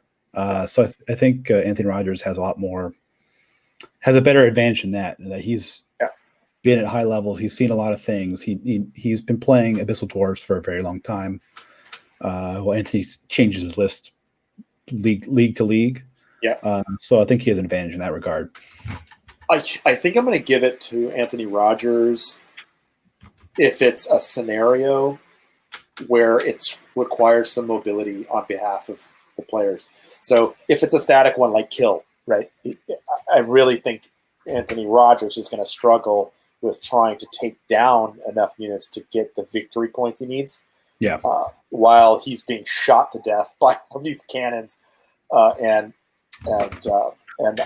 crossbow hordes, these crossbow blocks. I mean, the rifle one is the hard one to really deal with because it's piercing too. So it's just like, oh god, it's crushing if he gets a good die roll. You just melted your troop of cav or whatever. Yeah. And it really could do like 5 or 6 damage to a lesser city of Going Horde. Even if it's defense 6, it can do it. It's just, if you're not careful, if you just, like a UB dice game, you get 6 or 7 6s. You know? Oh my goodness! And me playing Earth Elementals recently and running up at people with their artillery, I feel it. I feel it. It's like this could be really bad. So yeah. Like I said, I think if it's a static matchup, I'm going to give it to Anthony, and then to Anthony Rogers, I'm going to give it to him if it's more of an objective based game where you got to hold and grab the tokens and go get them. All right, let's go on to the next one. We got Phillip and myself, so I'll go ahead and do my own list here, and then I'll let you do Phillip's list. Okay, so I've gone ahead and I've done an army that's based on Atlanteans. I've got a lot of nature and knights, so I'm going to go ahead and been working on this army. I've got another army that I'm trying to combine all of my good armies into a similar theme, and so I've got a lot of nature models, and so I've decided, okay, look, I'm going to make an Order of the Green Lady with some of the other stuff I got, and so let's start off with what I got. So I got 2 men-at-arm retainer regiments. They're 13, 15, and have headstrong, so they're really they don't die easily, and so they can take a punch, and hopefully they are around a little longer to get objectives. And the surprising thing about them is they have a 3-unit strength. So I've got 2 Earth Elemental hordes. I've got 2 Earth Elemental regiments. A Naiad and Snare horde with Brew of Haste to get a little bit more speed out of him. I have the Order of Forsaken, so I gave them Pathfinder. The Greater Earth Elemental. A Beast of Nature with wings and 7 attacks. A Pegasus, the Druid with Surge 4 Bane Chant. I've mounted the Druid and the Conjure Staff to reroll one of those spells. It also has Heal 2. It's just not listed on there. And I have an Exemplar Redeemer, which is on the Winged Unicorn. And I also gave him the Boots of Striding, which is an interesting thing. After I've played a few lists, I've already thinking about what I would change in the list. But it's interesting to play this, and it's hard. I'll just say from my perspective, I think it's hard. It's got a lot of unit strength, but I only have 13 drops, and that's painful. From how I like to play. All right, I'll go over Phil's list. I helped him make this list. He's still pretty new to Kings of War, so okay. My fingerprints are on this, and it's fantastic. I just want to tell you. Well, also, it's the new guy rule of cool stuff. I was like, what do you want to take? Let's make a list around it. So sure. We got the Revenant Horde with Undead Giant Rats and Han's Sanguinary Scripture. So Life Leech 3, which is always great. Super tough unit. 2 Werewolf Hordes, 1 Bruise Strength, 1 Blessing of the Gods. Soul Reaver Infantry Regiment. 2 regiments, Revenant Cav Troops. That's how you say that. Yep. White Horde with the Boots of Striding. Skeleton Archer Troop. A Lycanus with Pipes of Terror. 1 Goreblight. Jarvis, because everyone likes friendly undead. That's right. A Banner Bearer with Loot, and then Revenant King with Blaze Slashing, Undead Horse, and Surge. I'm pretty sure every Revenant King is stapled with those upgrades at this point. Yeah, that's the way you do it. I had that in my mummy list, and that's how you do it. That's how you roll. That's how you roll. So I have been looking at his list, and well, to be fair, you may face a different list when you guys play. That's fine. That's fine, and it don't matter. To make it, he wants to make it his own and things, but I think it's fantastic. I see so many strengths. There's so much of myself is in this list. I've got undead too, so it doesn't surprise me that this is what's come across. I've looked at this and analyzed it, and I feel like it's got the tools. So the Revenant Horde is crazy. You just don't want to waste anything trying to kill this Revenant Horde with 3 Life Leech. That's crazy. That's insanely good. Yeah, they'll win any grind. I don't think I have much that can break that. Even if I threw all my hammers onto it, you have to consider that someone would put this into a woods, and then it'd have to be trying to break through with Pathfinder. So with the Pathfinder upgrade, I mean, the amount of points that you'd have to spend to get to a dash, to break dash 23 on a 5 is insane. Like 600 or 700, maybe even 800 points to do that. Yeah, I think this list is everything is so fast except for the Revenant Horde that they can easily be left behind. So if you're able to deal with other parts of the army first, you can eventually surround the Revenant Horde, and once you start getting flank attacks, they'll crumble. Exactly. So he has some really great tools in here. The Lycanus is surprisingly good. Many people don't use the Lycanus, but it's really good. The thing is, it's a character, right? So it's not just a monster; it's a character, and so it gets Pipes of Terror, which makes it just that much gross. He doesn't have that many attacks, but he's trying to get the flanks with his nimble, right? Yeah, just even a front charge, like with the upgrades in the Werewolf Hordes, there's a lot of stuff that is in trouble if the Lycanus and one of the Werewolf Hordes can charge it. That's right. Jarvis with extra range on his Bane Chant, he can really boost up a Werewolf Horde. And I was just going to say that. Yeah. So for me, with the White Horde, so I played Call to Arms. My first round, I played Undead, and it wasn't much different from this list. So the surprising thing is that I'm already on the ride. I had haste on my White Horde instead of Boots of Striding, so I was going for pretending to be a knight unit and being able to fly and jump over stuff. And I didn't have 2 werewolves; I just had 1 werewolf unit. So looking at this list, and I look at everything down here, for me, I'm looking at this from a little different standpoint than probably most players would, because of the limited combat ability that I have. Most everything is a shield. So my goal would be to take out the 2 werewolf units because they're almost 300 points each, and then I'm just going to try to make him fight back. Try to fight back the rest of those points, and so try to get ahead early, and then just see if I can survive the match, because he's just going to beat the crap out of my army. Those Soul Reavers, they're such a scary unit. He has so many ways to protect them. Yeah. And I really helped coach him up on that. And like, here's what you need to do. And when a second line unit of Soul Reaver infantry comes through, and all of a sudden they just start deleting units, turn 3 on. Yeah. They're so and you can't react appropriately to them. They're just going to eat your army by themselves. Yeah. But they're a second line, right? So you put them behind your revenants, or you put them behind something that's not going to get right. So I think the cav troops are like delivery vehicles for Soul Reavers at this point. Yeah, work hand in hand. Yep. So this is a solid list. There's no doubt in my mind that this is going to excel. I hope he appreciates it. Yeah, I mean, I hope he really gets a chance to study it and see why it's so good. Backline defense, you've got surge capability, you've got distance, you've got flight, you've got anvils. It has a little bit of everything just to do exactly what it needs to do, and the resilience to do it. And I wouldn't be surprised if he beats me. So let's just put it there. I'll give you more credit than that, Mike. Okay. Phil is very new, so he's still learning a lot of the basics of stuff. So I'm sure he'll make mistakes. I love you, Phil, but you're still a noob. And I think what you did with your list is you took a lot of just the good stuff, right? Mm-hmm. Yeah. I'm a big fan of Earth Elemental Regiments. I think they're a great heavy chaff unit.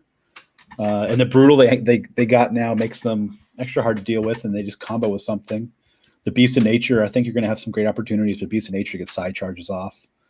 The Man-at-Arms, at first I was kind of confused, but seeing the rest of your list, this is their cheap backline objective holders. Yeah. They're enough nerve and defense where you can't just throw a lightning bolt and deal with them. Right. They're being decent enough in combat to finish something off if it squeaks through.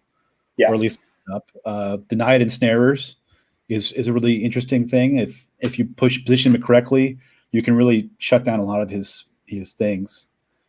So far, they haven't died, or maybe they have died, but that's because they put maybe 800 or 900 points into killing them. Yeah. It was like, okay, if you're going to spend that much time, that's fine. And I think Phil quite hasn't figured out Surge yet and how to use it most appropriately. Okay. I mean, he's still kind of learning how to use that Gore Blight. Mm. So I'm hoping you get to show him the true power of Surge when an Earth Elemental gets to hit the side of something and just that's right. That's and right. They go, oh, that's what he was talking about. And then, yeah. I usually save that for the mid game. So that's usually where you start pulling out those tricks that people are not counting on. But in the last few games, I've noticed that the Druid is so busy trying to inspire and either Bane Chant or do that one little heal to keep that. Because I tell you, these lists I'm running across are wrecking my elementals. Wow. They're wrecking them.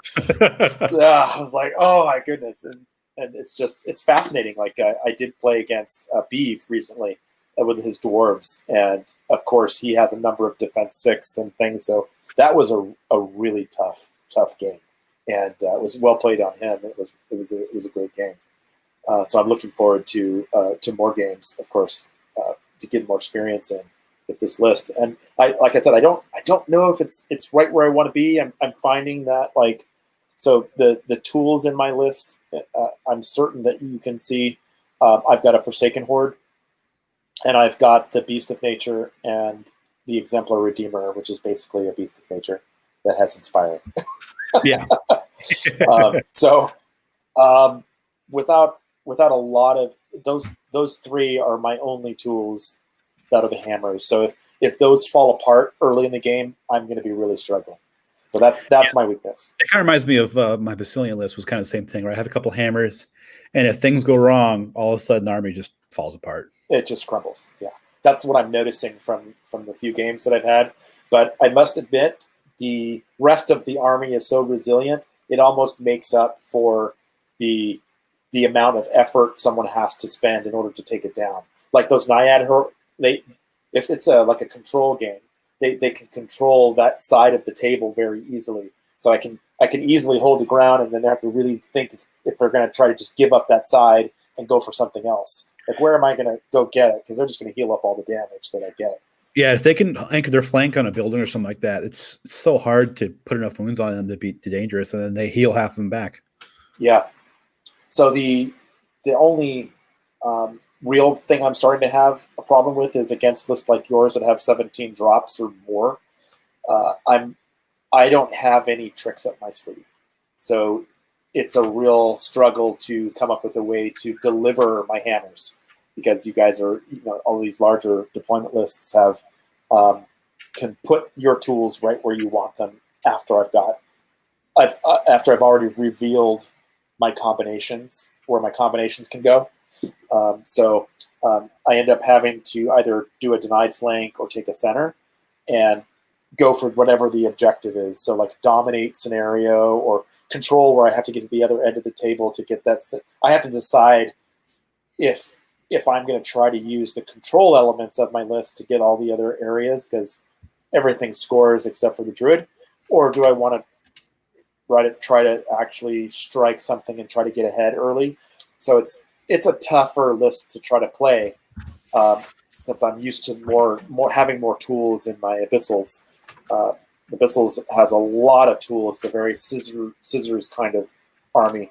But after seeing one of the recent posts online about the access to special abilities, I found it very interesting to see that the abyssals are on the lower side of the access world. And so I've already kind of stepped away from abyssals to try some other things before I go back to them. But I'm definitely seeing my appreciation for the abyssals even more when I play lists like this.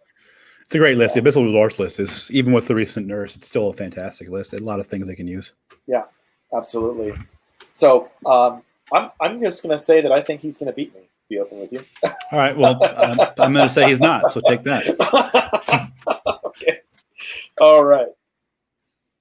So I don't have an opponent listed for Beav. Do we know who Beav's supposed to be playing in that round? I don't recall. I think he's playing. If you want, we can talk. I played Beav. All right. Our first round, and I think you played him as well, so we can both talk about our games against Beav in his list. Yeah. So I think he's supposed to play Brinton, but I don't think Brinton's got his army yet. I mean, he's just had a kid, right? So I think he has a newborn in the house and in work, and he's also doing a bunch of stuff for Dash 28. So we need to give him a break. and he's doing ogres, which is a new army for him. He's never played ogres before, so he's got a million things he's juggling. Yeah, so I'm sure when he gets a chance, he'll come back and make sure that. But moving along here, we can talk about which I played today and you played. So I'll go ahead and read it out here. He's got an Iron Guard regiment with hammer of measured force. So this is a regiment of 20, and so they got the hammer measured force. The Iron Guard have defense 6, which you're a dwarf player, and he's also got the Brew of Strength on the second one. He's got an Iron Guard regiment, just a standard one, and a two shield breaker units, one with Meat of Madness. So it's a little bit faster on the charge. They hit a little harder, but they're defense 4. And you've got 2 sharpshooter units. They just have 5 attacks each, but they can ping you if you're not paying attention. He's got 3 Mastiff hunting packs. He doesn't have any dogs. He's got 2 Steel Behemoths, one with Golux Fury. He's got 2 Dwarf Lords on large beasts, and one has haste and one has the Life Leech. And then he has the Dwarf Lord with the Wings of Honey Maze. So 15 drops, and it outdrops my list. I struggled playing against Beav. But why don't you go ahead and talk to me about your perspective? Sure. I mean, we had the great dwarf versus dwarf matchup of things were said at the tavern the night before, and the battle line was drawn. One thing in our matchup I think was the most telling was all the throwing dogs I had really made the difference.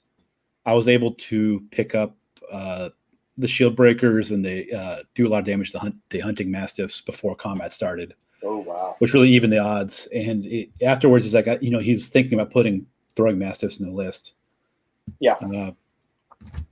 It was interesting. It was one of those things where like, oh well, who's charging first? we're both so slow. It kind of just we crept towards each other, and the cannons were really useful in this list. He didn't really have anything to deal with them until the very end. We had the classic Dwarf Lord with wings battle. Yep. While his Dwarf Lord model had much mightier wings, my Dwarf Lord eventually won. It took him five turns to kill him, but he eventually killed the Dwarf Lord. I'm a big fan of the Dwarf Lord and Large Beast. It's a great unit it's defense 6. The Brew of Haste gives him a little extra reach. Yep. The Steel Behemoth and Golux Fury was a good amount of shooting in his main line. Yep. I think if I'm not sure if he's going to change his list for the rest of the league or maybe think about it, but those two steel behemoths with a bunch of throwing dogs on top of the sharpshooters, you can really start doing a lot of opening damage, and then you have the Iron Guard and the shield breakers follow up and finish whatever needs to get finished. I am 100% agreement. I think he's trying to do that with the sharpshooters, and he could probably drop one of the sharpshooters and maybe come up with something else, maybe another Mastiff pack. Or just a bunch of throwing Mastiffs and everything. Yeah, and get rid of one of the sharpshooter you can get troops. 6 throwing Mastiffs for one sharpshooter troop. Yeah, so you could put 6 Mastiffs out there and then get another Mastiff hunting pack and still have more points and have 14 drops, and I think it would still be just as devastating. You're absolutely right. And the steel behemoths, the Golok's Furious shoots 18 inches, so he was a beast with that. He got hot. He just got hot with the dice, and they were just like wrecking stuff, like doing 6 or 7 wounds a shot. And I was, oh gosh, like one of them, right? I'm like, oh god, this is gonna hurt. And then if you try to go after it, you're gonna have to put in a lot more than you have, than it's worth in order to take it down. So it's unless you flank it, but I mean, defense 6. And, and he has all the regiments, so it's pretty easy to defend the flanks of the steel behemoths. That's right. While getting him into combat. So he definitely got to across the other end of the table to deal with me, and with the large beast on with Brew Haste, he was really dangerous in my back lines. I mean, it really caused a serious problem. Yeah, I'd have to deal with that guy. We played Dominate, so it was a big scrum in the middle of just okay, bashing each other's brains out. Yeah, I didn't have that kind of luck. I had control. Okay, so control is one of those where my list is going to be kind of meeting his in the center, and I only have 3 units that are really going to try to get into his flank, and I think he has the tools to control that. But I did have a lot still left at the end of this game, and I was able to get the peripheral control that I needed. But it could have easily gone another turn, and he won like that quick. Like it was that easy. So I think for people who think that dwarves are just not as competitive, I think they need to look again. I think they need to look again. And Beav played this smartly, cleanly, and like I said, I think it was a 50-50 roll on who was going to win this game. So again, that was something I think he can probably take to all the games. If just a few little tweaks to give a little bit more threat. I don't know why he doesn't want to use the Mastiffs. Maybe he just doesn't want to. He was an ogre player for a long time, so I think he switched over, and he's still kind of learning the dwarf list. Okay.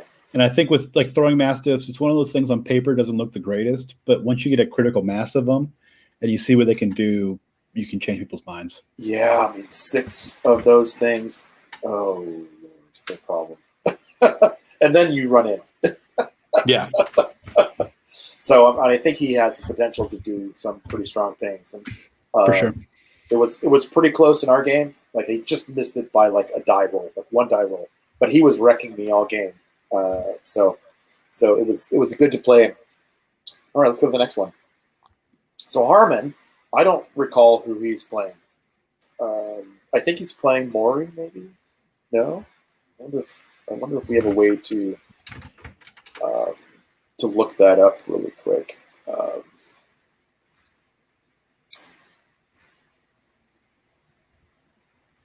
Since I don't recall. We can go ahead and read his list, and I'll look up to see if the schedule is there. I got the first round here. It is Morrie. Okay, he's got Abyssal Dwarves. So, do you have Morrie's list? I think it might be in. I think you sent it to me, correct? Yeah. I'll let you read it out if you have it. I didn't get a chance to look at that one. Yeah, okay, I'll read it. So you got 2 troops of gargoyles and Abyssal Dwarfs, as one's expected. A regiment of Abyssal Half-Breeds. 2 regiments of slave Orc Gore Riders. 4 hordes of Abyssal Grotesques. Whoa. Yeah. Taskmaster on Chariot, 2 of them. 2 Abyssal Half-Breed Champions, and then 1 Abyssal Grotesque Champion. Zero magic items in the list. I'm always a fan of those clean lists where it's just units and nothing else. Mm-hmm. So a very fast list with a lot of resiliency. Okay. What does he have to have Surge and those toys? Nope. He has nothing that's shambling. It's all just speed 7 or above units. It's a very fast list with a lot of heavy hitting. Okay. All right. I'll lead here with Harmon Ward, with Kings of Men. And so he's got 16 units in here. So the unit strength of 21. That's not the greatest approach, I think, with Kingsmen, but we'll see how it goes. I mean, we'll see what he does with his list. I haven't really gone through it.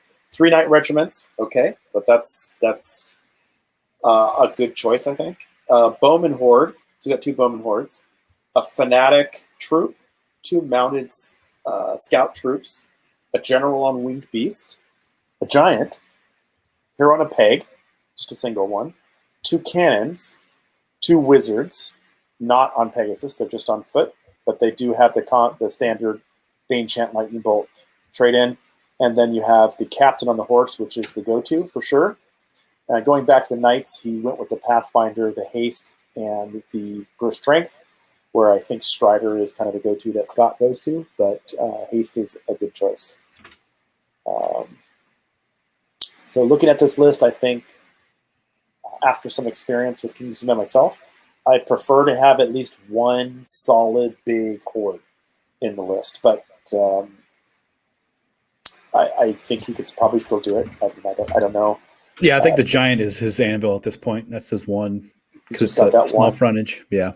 Yeah, he does have a general on a winged beast, which is that flying, Griffin Rider type model, and so I think that gives him a little bit more board control. So the more I look at this, I see a lot more control coming out of it. Yeah, if he can play it correctly against the other list, he can really dictate where the battles go and get multi-charges while holding everything up. Mm-hmm. And he has the ability to deal really easily with the gargoyles, right? Because he has Bowman Horde, he has Lightning Bolt, he has the cannons and things like that. So and the hero on Pegasus, he has a lot of things to take care of the gargoyles early. And that's a big part. This list doesn't want to get charged, right? Doesn't want to be hit. It wants to be the first striker. So it's definitely an alpha strike. The Abyssal Grotesque, though, like they're a great grind unit, right? They're defense 5, they're regen. They don't hit the best, so they're hitting on 4s. Yeah. But against a Kings of Men list, it doesn't have a lot of punch to begin with. If he doesn't get good initial contact with those Abyssal Grotesque, they'll just chew through the army. So he's got a unit of half breeds too, right? Yeah. Yeah. So he's got a regiment.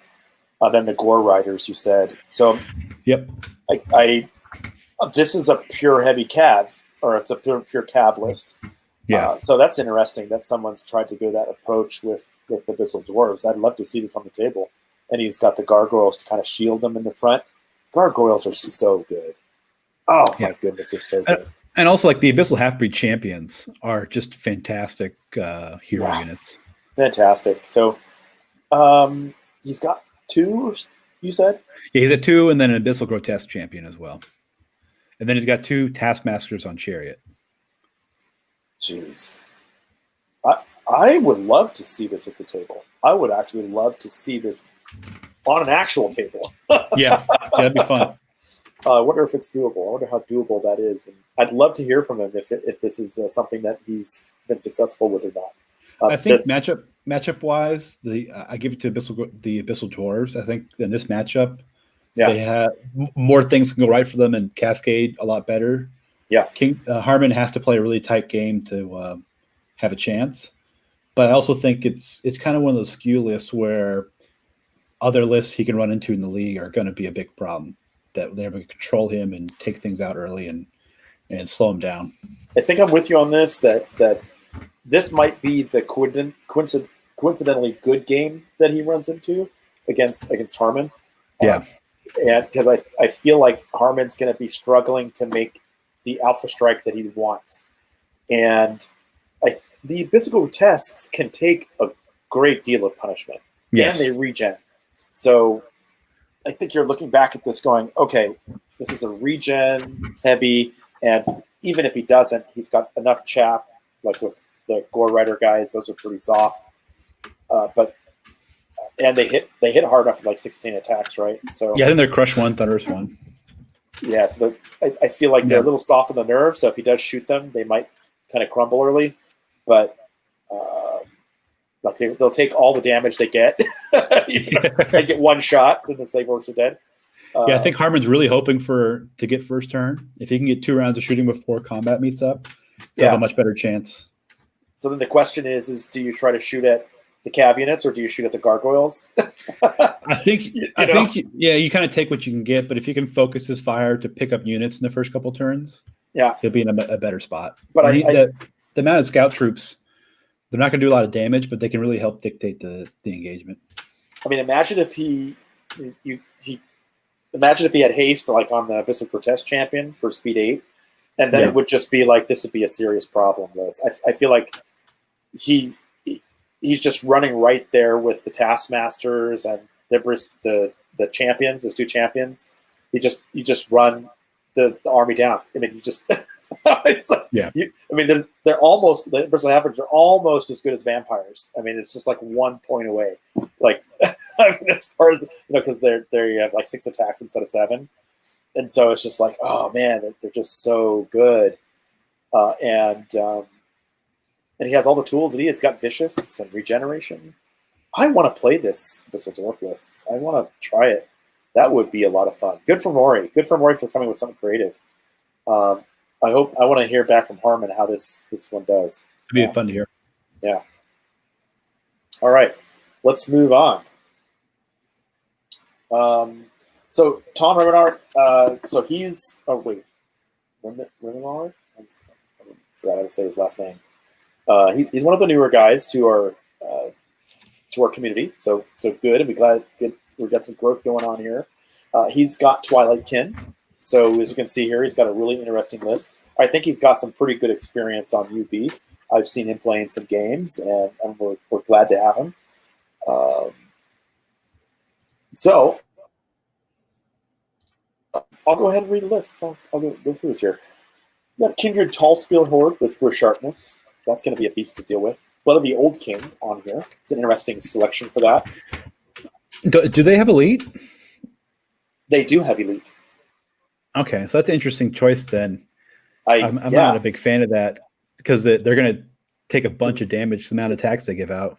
It's redundant, right? Yeah. So you got some redundancy going on there. I'm not quite sure. Maybe that was a misclick because it looks like his points are under 2. What he really wanted to do there. So yeah, I don't know what's up with the points on this. I think the platform. I keep flipping it back. The platform that has the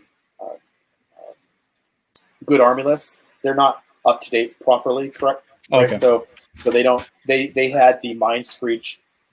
It's missing is the Mind Screech on there, so I added it on here second because I noticed that they don't have the Blade Dancer unit updated properly, so it's still in there for 205, I think, and they're 190 now.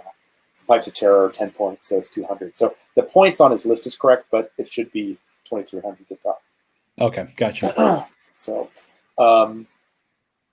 looking at this, so he's got a Blade Dancer regiment. So I've played Twilight Kin for a while. I played them just before Masters earlier in the year, so right around December, January. I played them for about 2 months, trying to rekindle my interest in elves. And Blade Dancers are interesting. Let's just put it, they're interesting. They don't like being shot at. You don't say. They don't like being shot at. So I don't remember who Tom is supposed to play. Let's see if I can find who is on his first round. Oh, he's playing Wayne Kaufman. I haven't ever played Wayne Kaufman, so I don't know what he's ever played. Have you ever played Wayne before? I don't believe so. Okay, so he's playing Nature. So Wayne has taken Nature for this event. So I don't have his list, unfortunately.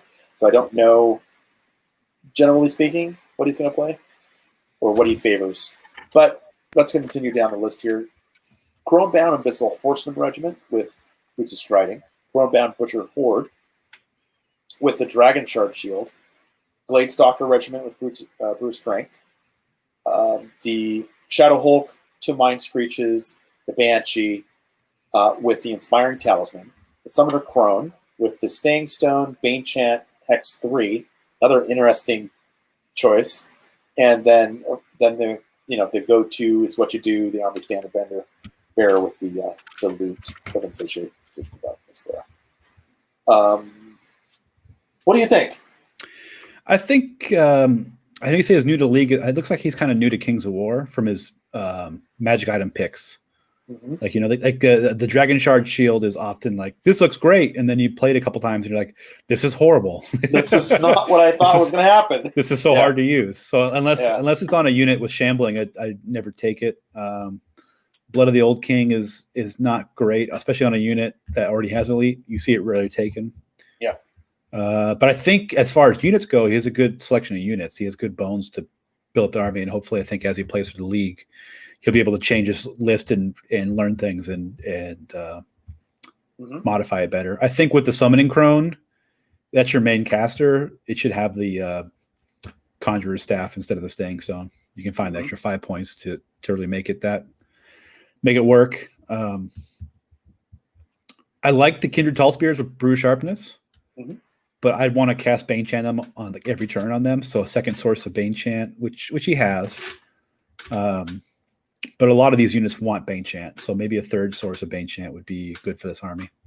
Does the Mind Screech have Bane Chant, or is it just Lightning Bolt and Mind Fog? I do play with it. It does not have Bane Chant. Okay. So he has some good, Lightning Bolt stuff with the Mind Screeches. The Shadow Hulk, so it's a great giant unit to have. So he has ways to pick apart chaff. He has ways to do shenanigans with all the stealth units and things like that. But I think the list needs refinement. Yeah. He's got a good base. He just needs to kick it to the next level. I feel like it's got it's I agree. I'm in agreement here. So you've got the control tools, right? So you've got like the Mind Screech and the Banshee, which is kind of corralling and protecting your back line and then getting into the you've got the Summoner Crone, which is supporting your base. So we're starting to see some kind of a preference and control. And then we have the loot, which is, like you said, the second Bane Chant. Third one would really be where you'd want to be in a list like this, I think, especially if they're on the ground. And then I'm seeing them, the Chrome-bound Horsemen, and then you're going to have to decide how you're going to want to use this unit in an army like this that doesn't have a lot of things to control the table with, like, chaff. So it's he is missing chaff. It's kind of missing some things here. The Blade Dancer here is going to end up then being on your flank, or you're using it in the back line behind your Tall Spears, which don't need that kind of support. I'm a little bit apprehensive on how he would control the board here. Then I look back in here, and I think he probably has 12. 1, 2, 3, 4, 5, 6, 7, 8, 9, 10, 11, 12 drops on 11. So this is edited, so he's actually got 12. So I feel like he's a little low on the drop count. He's low on the firepower for elves. So you have so many tools and firepower for elves. I feel like he's just missing it. The Mind Screeches are great with the Lightning Bolt and then the Wind Blast. It's okay, but it doesn't do much more than 2 or 3 points of 2 points of damage. And if you're running against Defense 6, you're going to be struggling to do any kind of real shooting damage there. The Shadow Hulk is really kind of the spine of his attack, so he may get that exposed if he overexposes.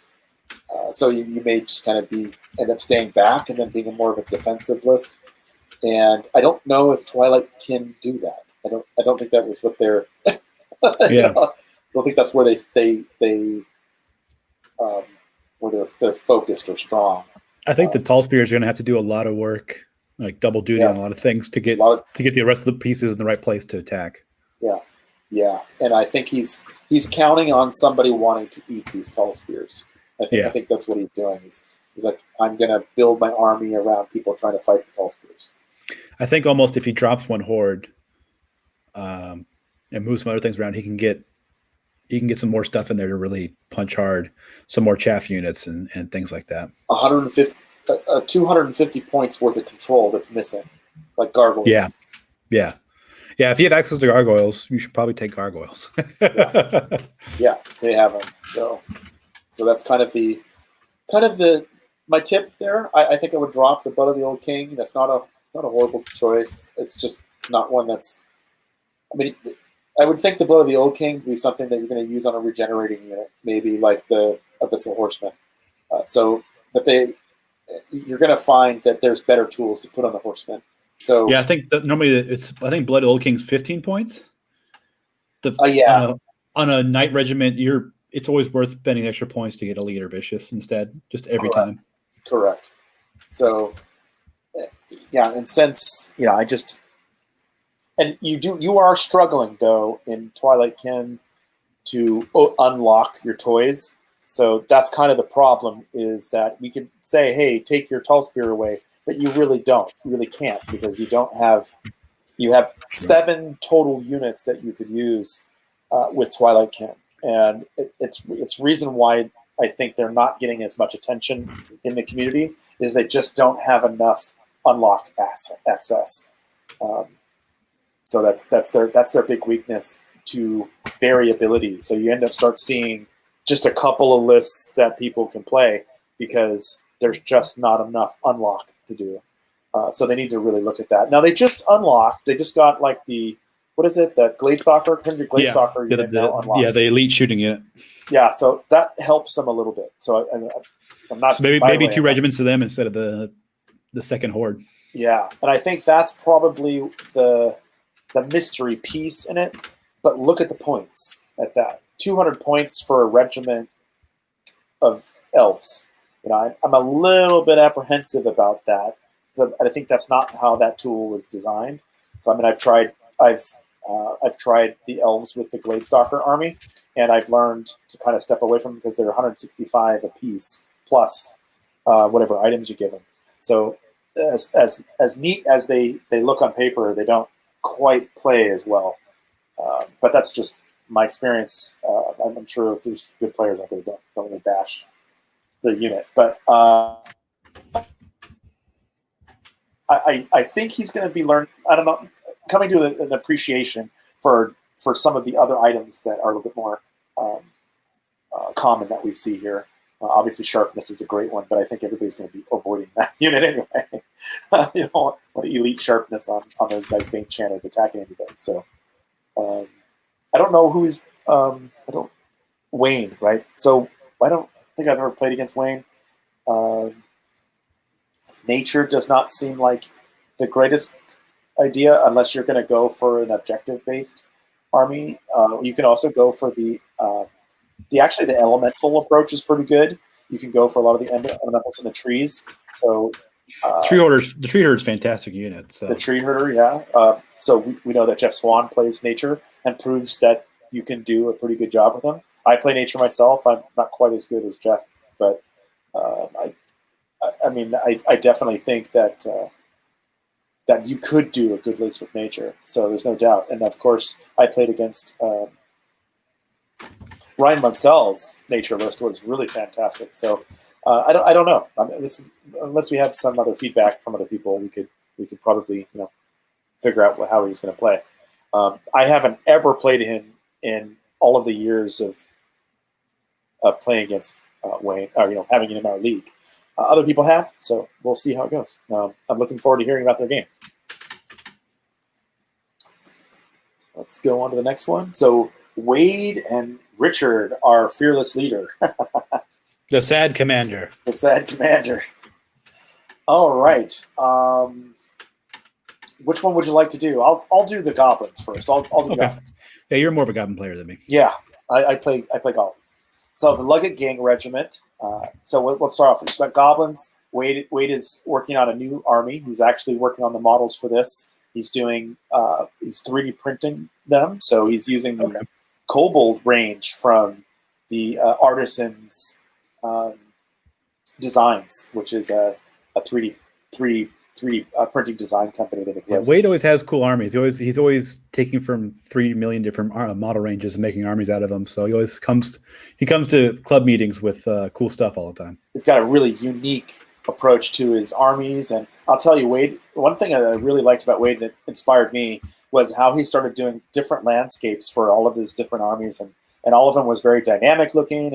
And when I saw his salamanders, I was like, oh, this is fantastic. I love it. And then really cool. Yeah, absolutely.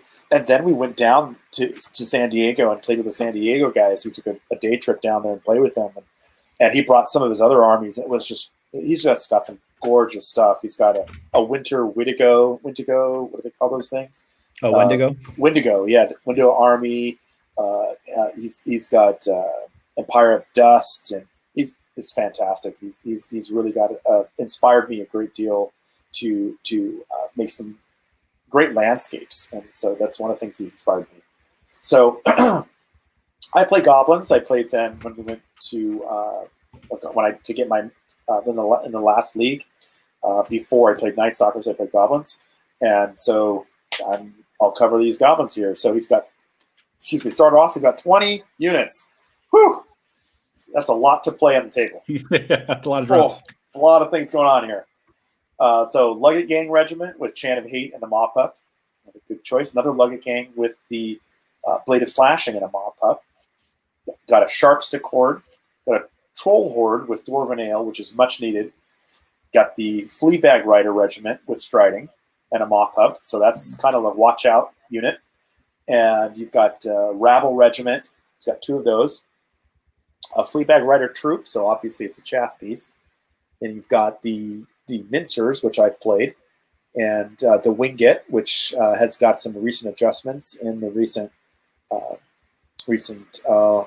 Halpi's Rift, and the Troll Bruiser, Cuslow and Madfall, 3 mop-up launchers, a Flagget with the loot, Wiz with Boomstick, Wiz Inspiring Talisman. Both of them are Lightning Bolt. I remember that from looking at his list. And then Magua and Joe's. So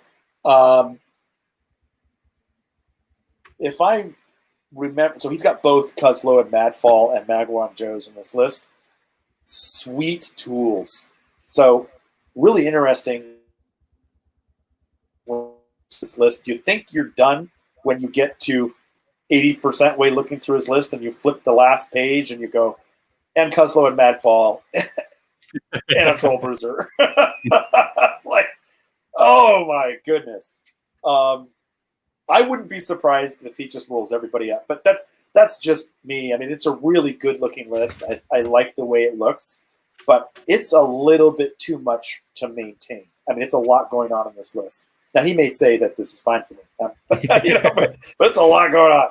He kind of did take like one of everything, pretty much. He has all the different pieces of a goblin army there. Yeah. So I played a recent game with a gentleman. I can't remember off the top of his head, but I'll try to remember it. Played his goblin list, and I have actually started to form my own and rebirth of goblins. It doesn't look that much different than this in its attempt with this, but instead of using Luggett gangs, I like the Mincer mobs. I feel like the Mincer mobs do a similar kind of job, just a little bit better. And but the points cost is what he's getting out of this, right? So he's getting it's a smaller frontage too. It's a little harder to get multi charges in. Exactly. And he has a lot of chaff units you can use to help deliver those Luggets where they need to be. That's what it's all about, is delivering these Luggets. And from what I've seen, from what I've watched in some of the games, did you play against Wade? I haven't played against him yet. So I've watched a couple of the games, and it looks solid. Like, it looks surprisingly, I don't know about surprisingly, but it is solid in its play. And yeah. And the mop-ups give an extra bit of bite to those Luggett gangs. And he has the ability to reload them with mop-up launchers. So they hit harder than they look on paper. Right. And he also has a mop-up for the Fleabag Rider. So if you let that get by you. You get the flank charge or something like that, then they're going to do a lot of damage. Might take a beating. Those Mincers, great stuff. The Wingit, don't forget that. you know. Yeah. The wing it works with the mop-up launchers too, so they can initially, before combat starts, they can be doing a surprising amount of damage, and he has plenty of lightning bolt as expected from a goblin list. So you've got Cuzlo and Madfall, which I think people are familiar with, but Magua and Joes you don't see a lot. The one thing that's interesting about them is that they're on a large infantry base. It's a large cav actually, so 50. Or it's a large. I'm sorry, it's a large cav base. I was thinking, but it's an individual, so you need to be careful of that because he can turn and pivot 360 and charge you. Yeah, so, and he's got duelist as well, so they can really chew up with 7 attacks on Crush too. It is really something to think about when you're placing and thinking, and so that's what makes the list really fun. I think you've got these really great toys in this list, and it would be really fun to play this list. I would really enjoy it myself. All right, I'll let you do Richard's list. All right. So the SaD commander, all hail the SaD commander. All hail. He's taken Ratkin. He's got 15 units with 27 unit strength. Spear Warrior Horde with Liliana's Tear, which I believe is not affected by Shattering or Brutal, correct? Is the correct. And then Plague Pots, 2 Shock Troop Hordes, one with the Caterpillar, one with the Blessing of the Gods. Both have Plague Pots and Heavy Halberds, so they have Phalanx. I think it's 25 points for those Heavy Halberds, so it's one of those things where I think it depends on how you want to use your Shock Troops is if you take the Phalanx upgrade or not. Yeah. And also it could be a meta thing too, is what your region or what your tournament you're going to is how much Knights or flying units you're going to face.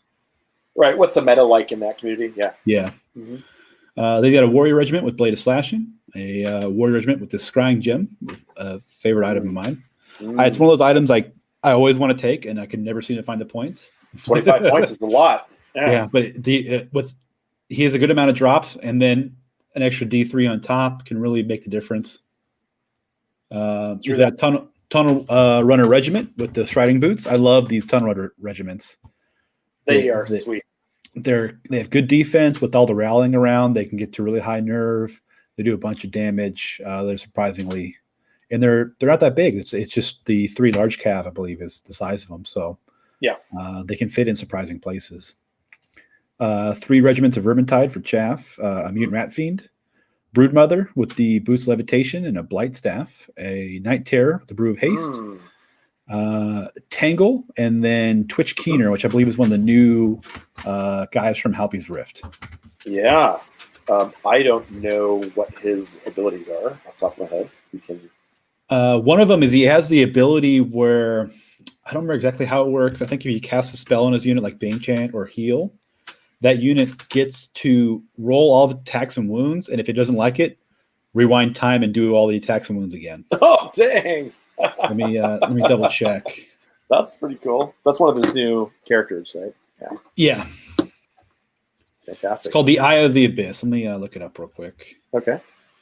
Yeah, so if you cast Bane Chant on a unit, after they roll the hit and damage, they can discard all the damage and do all the rolls again. Okay. So he's a good supporting character. He has Hex, Bane Chant 3, so he's probably getting his Bane Chant off. He's a bit more expensive caster than usual, but he has a really useful ability. And having Bane Chant 3 is always fantastic to have around. How do you like that Tangle? Have you run across it yet? Yeah, like this morning I played against Dan. He had Tangle on his list too. Yeah. He rolled a bit hot, but he rolled 13 Fireball against my Berserker Lord on Brock and killed it in one turn. So it has Mind Fog, it has Weakness, and the initial starting dice for it isn't the greatest, but it can really easily add a bunch of dice to its magic because of the ability it has. Tangle. Yeah. So it's if it's a support spell, it's almost guaranteed to go off, and if it's an offensive spell, it's juiced up higher than you expect. Mm-hmm. So the only negative of it is it's not individual. So sometimes if you're not positioning it correctly, it can be stuck or not get what it needs. Right. But it's pretty easy to use, and it's a really powerful unit. Interesting. And the Broodmother? Yeah, Broodmother with levitation. Yeah, so I think that's just to give him a more mobile piece, right? Just fly around. I'm not a fan of the Blight Staff. It's like a worse lightning bolt, It's like a lightning pretty bolt, much. right?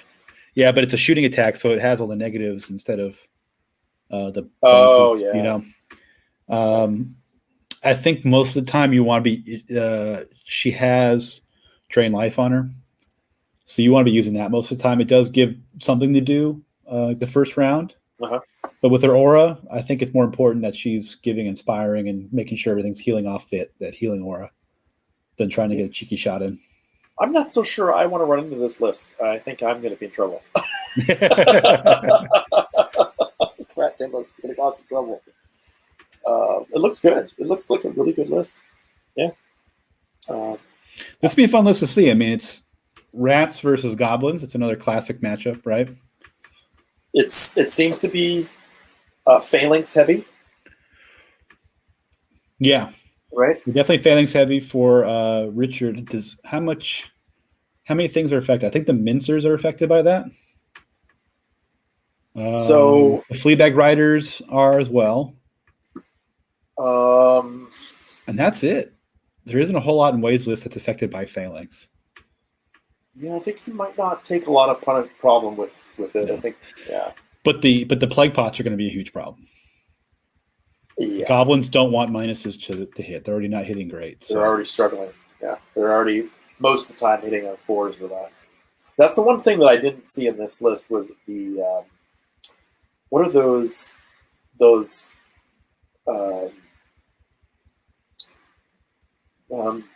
beasts? They're like the dogs for the goblins. Maw beasts, right? Oh, the maw beast packs. The maw beast packs. Yeah. So I feel like those maw beast packs are like the secret gem that people don't notice. They've got nimble, they've got a lot of attacks, and they get CS1. I mean, actually, they don't have a lot of they got 6 attacks, but really their goal is to flank, right? So I think that's kind of like the surprise is you get flanked by one of these things with 12 attacks and they hit on 3s. And I think a lot of people, though, they kind of like they used to be so good when they got nerfed in 2nd edition. People kind of switched over to Fleabag Riders as a more consistent. Because I think their defense 4, they're a bit with all the lightning bolt running around. It's a bit harder to deal with the Fleabag Rider troop than it is the Mobbies because I think their defense 3 is a lower nerve. They are defense 3, but I think they have wild charge die 3 though, which yeah, but if people have incidental shooting, the Mobbies die first. It's an easy shot. I think that's the reasoning. They are chaff at that point. Yeah. Okay, I'm with you on that. So this is going to be this. I can't wait to see this game. I would love to see. Yeah, it'd be a fun game. I hope. I think this is the one where I literally do not know who's going to win this game. There's a lot of firepower. I think Richard has the advantage initially, just because like those the shock troop hordes, like they love goblin type stats to punch against, right? Yeah. It's gonna if he can deliver those shock troop hordes and he has enough stuff there to protect them and get them to where they need to be, they can chew up this army pretty bad. Yeah, I mean he's got he's got solid hordes there. It's going to be a tough one. I'd be really interested to see how Wade attacks this puzzle. Yeah, I mean I think if he gets like first turn and gets a bit lucky, he can kill one of those shock troop hordes with all the shooting he has if he has free shots. I don't think Richard's going to give him easy shots, but if he's able to finagle his way to get a bunch of shots on those shock troop hordes, if he can kill one of them before combat starts, he'd be getting a spot. Mm-hmm. Scenario's going to have a play. Yep. It's going to force some movement, probably. I feel like Wade is a little bit on the disadvantage side, mainly because he doesn't have he has to funnel his units into those spear hordes and shock troops, and or else he's just going to try to focus all the rest of the stuff that's in the back line. I don't know how he's going to get that done. Yeah, I mean, like the Sharpstick Horde would be a good unit to absorb a shock troop horde charge, right? Yeah, it's super cheap. It's got enough nerve where it'll probably survive, and then he can countercharge. It's a matter of, and he has the drops where he can kind of help dictate that, but it depends on deployment and map and things like that too. Gosh, I've played both armies, and I'm not as familiar with Ratkin as I used to be, but I really like Richard's list and Wade's list. I see strengths in both. This really be a great game to watch. Yeah, I hope, for sure. I hope we find out when it's played. maybe we'll stream it live. This would be a really cool idea. I really don't know who's going to win this one. I really don't. This one's a good one. This is a good one. All right, with that, I think we can go into our opener, into just the finishing up here. So what's looking like coming up in the future for us. And so we do have some tournaments coming up, and we have some plans for the future. So I went to, at the end of, I guess, pre-end of the season or beginning of the season. I don't know exactly how they call it in Texas, what they look at it in Texas. But I went to Samurai Showdown, which was a fantastic event. It was ran by Aaron Chapman this year. I don't know if he's doing it every year, but he did a great job. And I'm looking forward to the next year. I will be back out. I hope we can take a team out there and show those guys out in Texas what we can do. I've already spoken to a few guys here, and I'm looking forward to planning the next one. Kyle, I hope you come, man. I hope you can come and we go down there. Let's throw it down. Yeah. It was definitely on my list to definitely show up this year, and then COVID hit, and I'm in contact with a lot of people who will drop dead the whiff of COVID, so I had to I had to be a good boy and not go. But it's definitely on my list of yearly attendance. So next year for sure. And Alamo is also another list of one of those tournaments I've heard about for years that I want to go to. I heard it's a great venue to hang out with, and it's always fun playing against those Texas guys. Yeah. And we both played in. You played in Emerald Dragon this year, didn't you? Yes.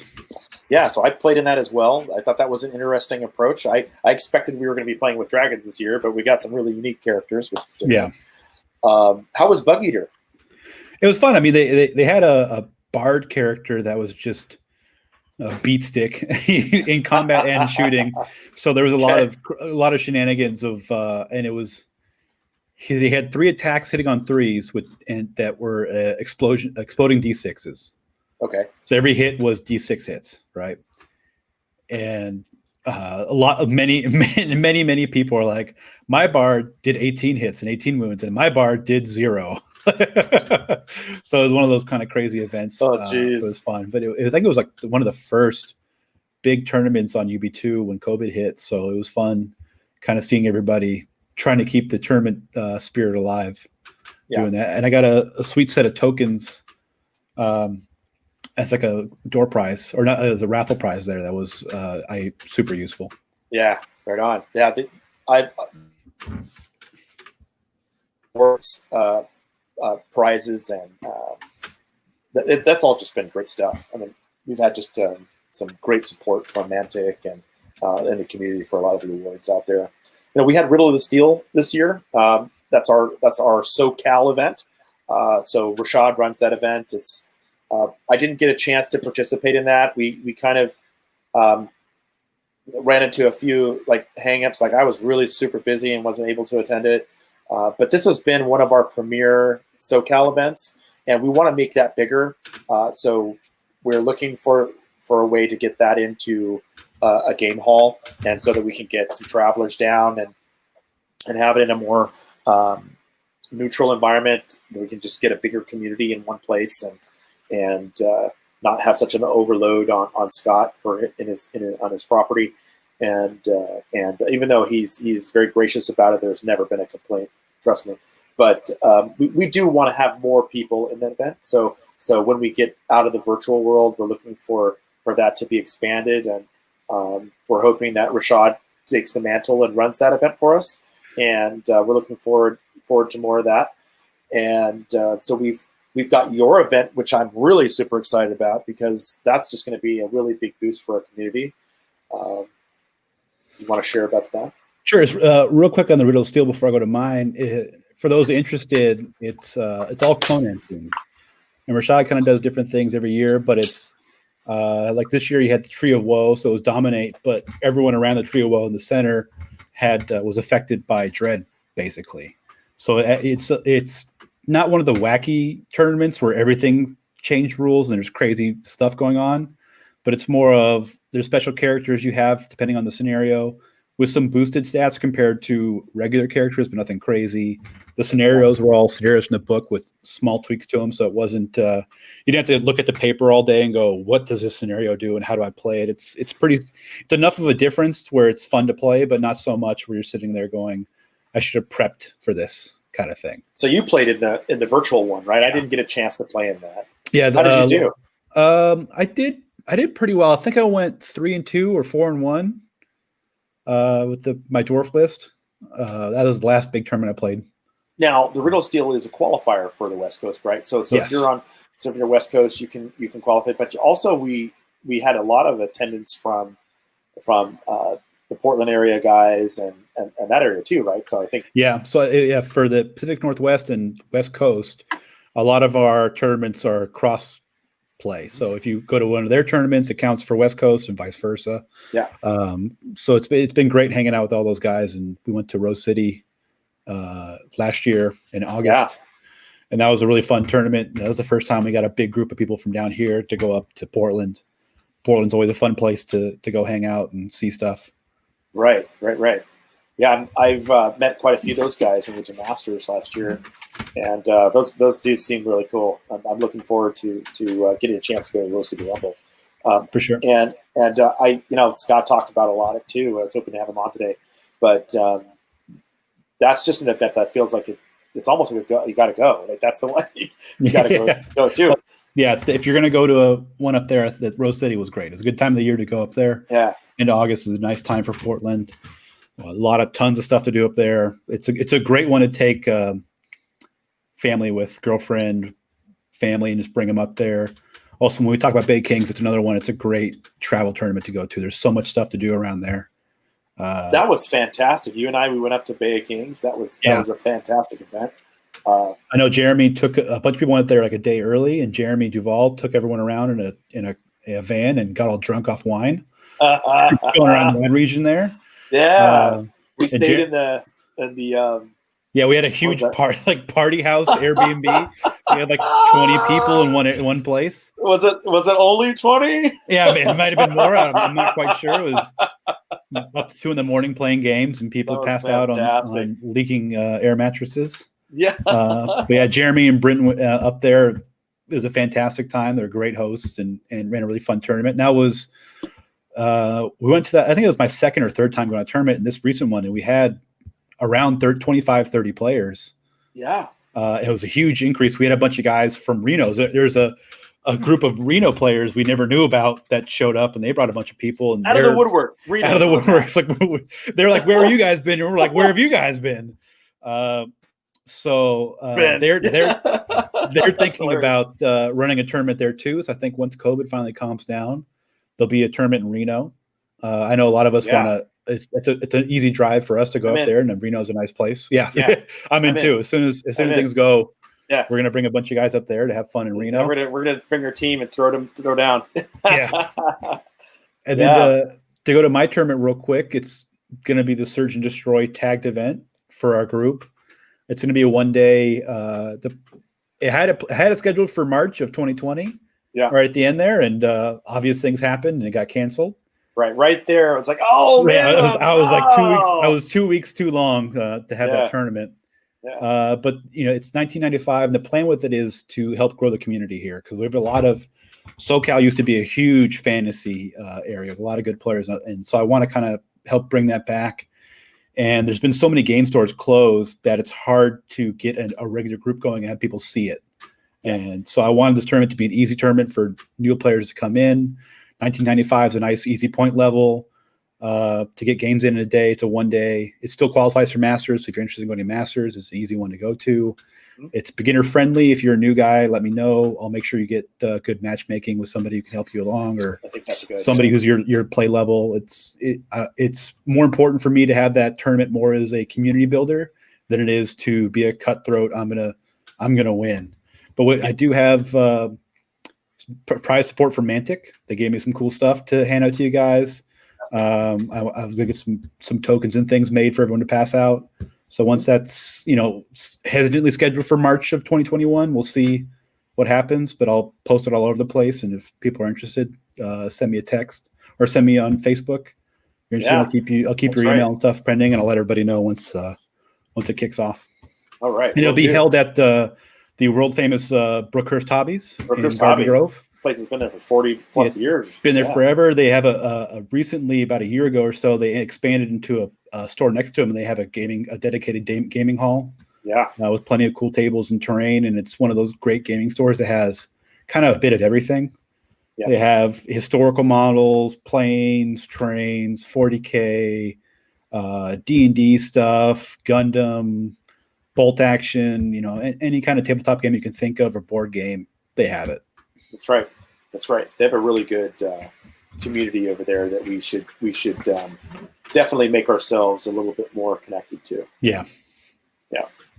That's great. So it's looking exciting for us over here. I mean, with the new growth that's in our community, we've got a bunch of people. We've got just a small group that's doing the virtual stuff, but I think we've got a solid community over here that I think people would be surprised is out here. And that's what we're doing, we're bringing that to you guys so that you guys can get a chance to appreciate it. And we're looking forward to more. So I'm out here. Did you have anything you also wanted to share here, Kyle?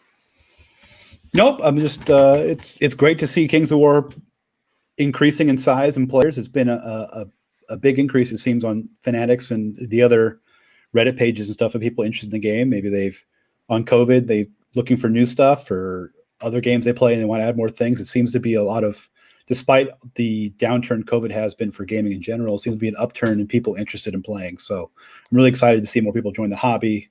Kings of War I've played a lot of other games. I've been playing tabletop games for 12, 13 years.